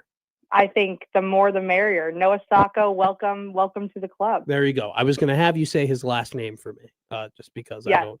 Unfortunately, Sacco. KETV.com doesn't have the phonetic spelling like Huskers.com does. So We need to work on that. we do. Well, yours is easy. Andy's is easy. I mean, we don't need phonetic for that. We didn't need Satilli probably needed it. Sottile. Yeah, he got that a lot. Yeah, I bet he loved it. I bet that was his favorite thing to hear. Now, let's talk about things that people are loving this baseball season. You have been to the games. You have been there to Haymarket Park. How has the experience been? And does this team have the ability to make a deep run, in your opinion? And on top of that, how crazy would it be if this team got to the College World Series this year? Oh my gosh. Well, I said this the other day. I asked Rhett Stokes, who drove in the game winner on Tuesday night. I said, what's the mindset? This is the fifth walk-off this season. And he said, well, what's the motto? Nuts and guts is the motto. So they're rolling with that. And if that doesn't sum up this team, I don't know what does. They are loose. They love each other. They know they're playing with house money. They have nothing to lose. And really the biggest thing is they just have a lot of belief. And I think that goes for Nebraska softball as well. But Nebraska baseball, they love each other. And they just have a feeling that there's something special going on in the clubhouse. They know it. Fans know it. And I think I feel it too. Like they are special. Tuesday was rainy and gross, and they had a lot of missed opportunities, left some runners on, and yet you kind of had a feeling they're just going to make something happen. And lo and behold, they do. They get the win. And I think that's kind of the makeup of this team is they just have the ability to turn difficult situations into something that goes their way. And you kind of never count them out of the fight. So yeah, it would be incredible if they could make it to Omaha. I was in Kansas City 2 weeks ago doing some College World Series stories with the Royals and the Orioles because they were playing at Kauffman. So Pete Alonso, Caglione type of people. And I caught up with Ben McDonald, who's one of the guys that calls CWS games for ESPN. And he said Nebraska is one of his sleeper picks to make the field. And he was like, yeah, Omaha's going to burn down. Well, yeah, they'll reset the Rocco's Jello shot record for sure. That goes without saying if Nebraska were able to make it to the CWS. Let's talk about the other team that is making some waves for the Huskers. And by the way, making some waves might be an understatement. I think setting the tone is probably more accurate when you talk about this Nebraska softball team. Lauren, is this, in your opinion, I mean, obviously we have to enjoy it and we have to soak it in while we have it. But do you think the momentum created from Jordy Fromm along with Rhonda Revelle, is this momentum enough to make Nebraska, I don't want to say like a softball school, but for this to become a common occurrence for Nebraska to always be in this conversation, always be at the top of softball? Or do you think this is probably closer to a lightning in the bottle moment? No, I absolutely think what Rhonda Revelle has built, and now with Jordy Fromm, it will solidify Nebraska as a team that we consistently talk about being a Women's College World Series contender, or at least to make a deep run in the postseason. And Rhonda's always been an excellent coach, but I think she really, truly has the makeup to this season. And what Jordy's done for not only Nebraska softball, but for the sport of softball in general is unparalleled to a lot of what we've seen. So people are paying attention to softball in Lincoln. And I think what makes the team so special and what makes the rest of the country also turn their attention to Nebraska softball is how many Nebraska players are on the team. Like their lineup is loaded with them, and their stars are all Lincoln or Omaha girls. And then, you know, you have the 1-2 punch of Jordy Fromm and Alexis Jensen in the circle, and Alexis is a Gretna gal, and Jordy being an Omaha girl as well. It's pretty remarkable what they've done, and just such a complete team. So I think we'll be talking about Nebraska softball in terms of Women's College World Series and setting the bar for great softball teams across the country for a long time. You know, over the last couple of days, we've seen a lot of athletic departments, whether it be Creighton or Nebraska, kind of have to make some of these tougher financial decisions because of the era that we're in college sports. From your point of view, a media point of view, do you kind of look at this as more of a disservice or more of a, hey, this is what you got to do to make sure that ends meet with the 6.5% charge on season tickets now for Creighton men's basketball, and then on top of that, the reseeding for volleyball and football? Yeah, I mean, it's difficult to say, and I think honestly, my view is kind of skewed from a media standpoint. I think only because we have it so different than, you know, typical fans. I get out to watch my teams play, not working like once in a blue moon, right? Yeah. But like what athletic departments need to remember, and I do worry we're getting away from, is like it all stems from the fan. Like creating the best experience for your fans to have an enjoyable outing watching your team is what matters most, with outside of taking care of your student athletes and your coaches and your organization, right? But the fans' opinion is huge. And so, you know, it's kind of, I've heard a lot of frustration, especially out of how they're handling Nebraska baseball regional tickets for season ticket holders. And I worry about the direction in which some of the departments are going. So I would urge everyone to just take a look at what really makes this engine run for all these teams, and a lot of it has to do with your fan base, right? Mm-hmm. And I think that's so well put, because it's like it's a balancing act in a way, right? Like you have to balance that. You got to balance these budgets, but at the same time, if you lose the plot of taking care of your fans, then you've lost it all. And so I think that's well put by you. Have you been to a Kentucky Derby? I have never been to a Kentucky No Derby. way. I know.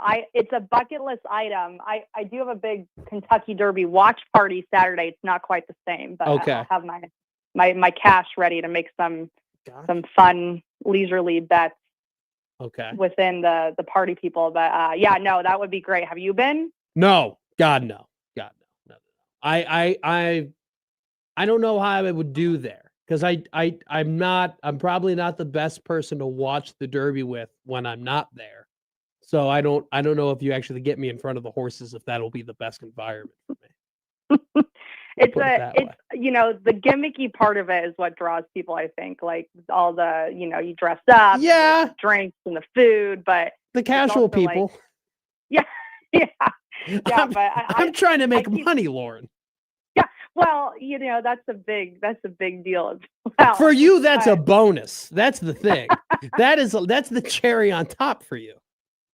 True. Yeah, if I get lucky with a little cash in my pocket, I'm never going to complain about that. Do you have a horse yet? I'm running with Commandment.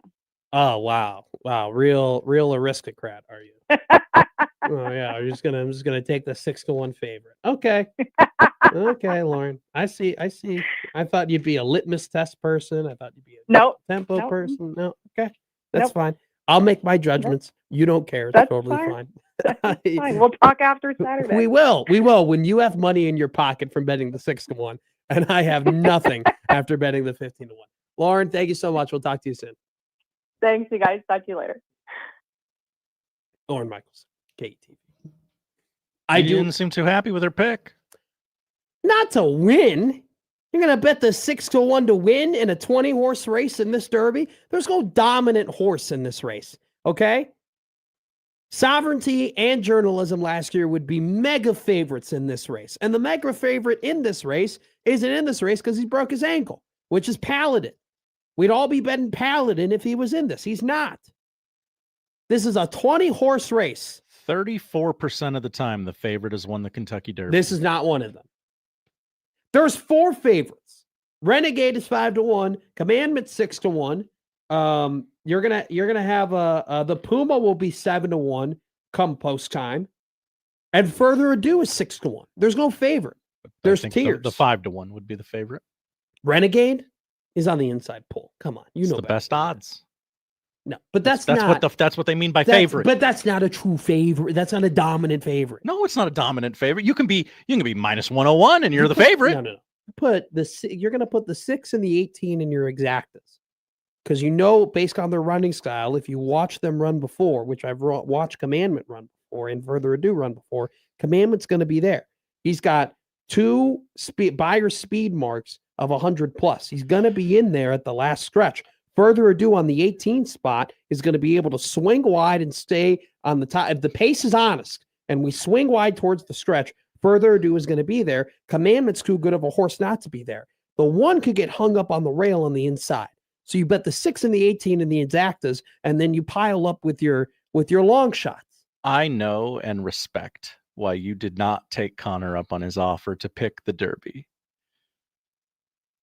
But I would have really liked you to have done that because it would have happened. You would have done it would have been like Becky in accounting winning the March Madness pool. There is no way I would have won.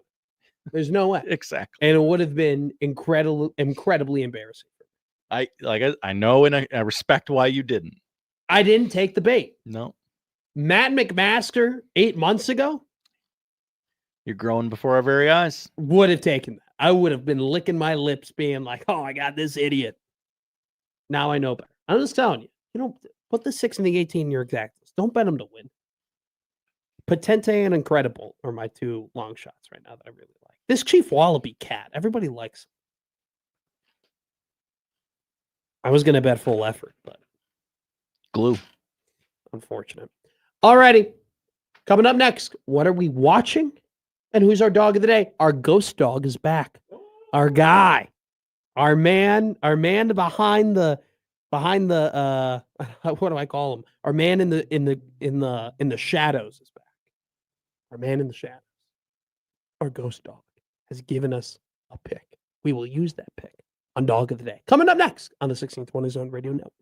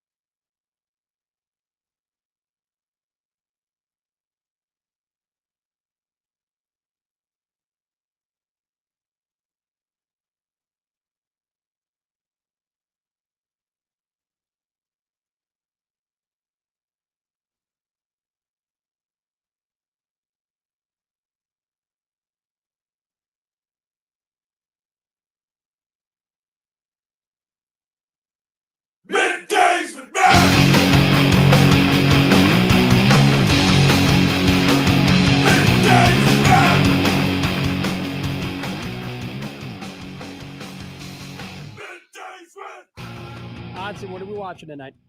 We're watching those NBA playoffs. They roll on in Atlanta tonight. Knicks, Hawks, 6 o'clock ESPN. Knicks lead that series 3-2. Celtics, Sixers in Philly tonight, 7 o'clock on Peacock. Celtics lead that series 3-2. And Minnesota leading their series 3-2. Host the Denver Nuggets at 8:30 on ESPN. Hockey, Stars and Wild, Game 6. Minnesota leads 3-2, 6:30 on TNT. It's followed by Oilers, Ducks out in Anaheim. Ducks lead that series 3-2. Tigers lead the Braves right now 3-2 in the 9th inning on MLB Network. Later on this afternoon, they'll have Giants and Phillies.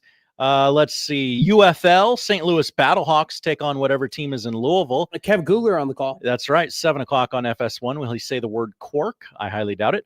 And fans of the Denzel Washington movie, Man on Fire, might be interested in the Netflix series, Man on Fire.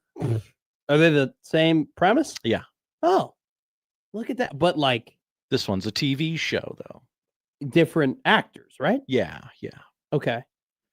Are they? I'm going to stop asking. Okay.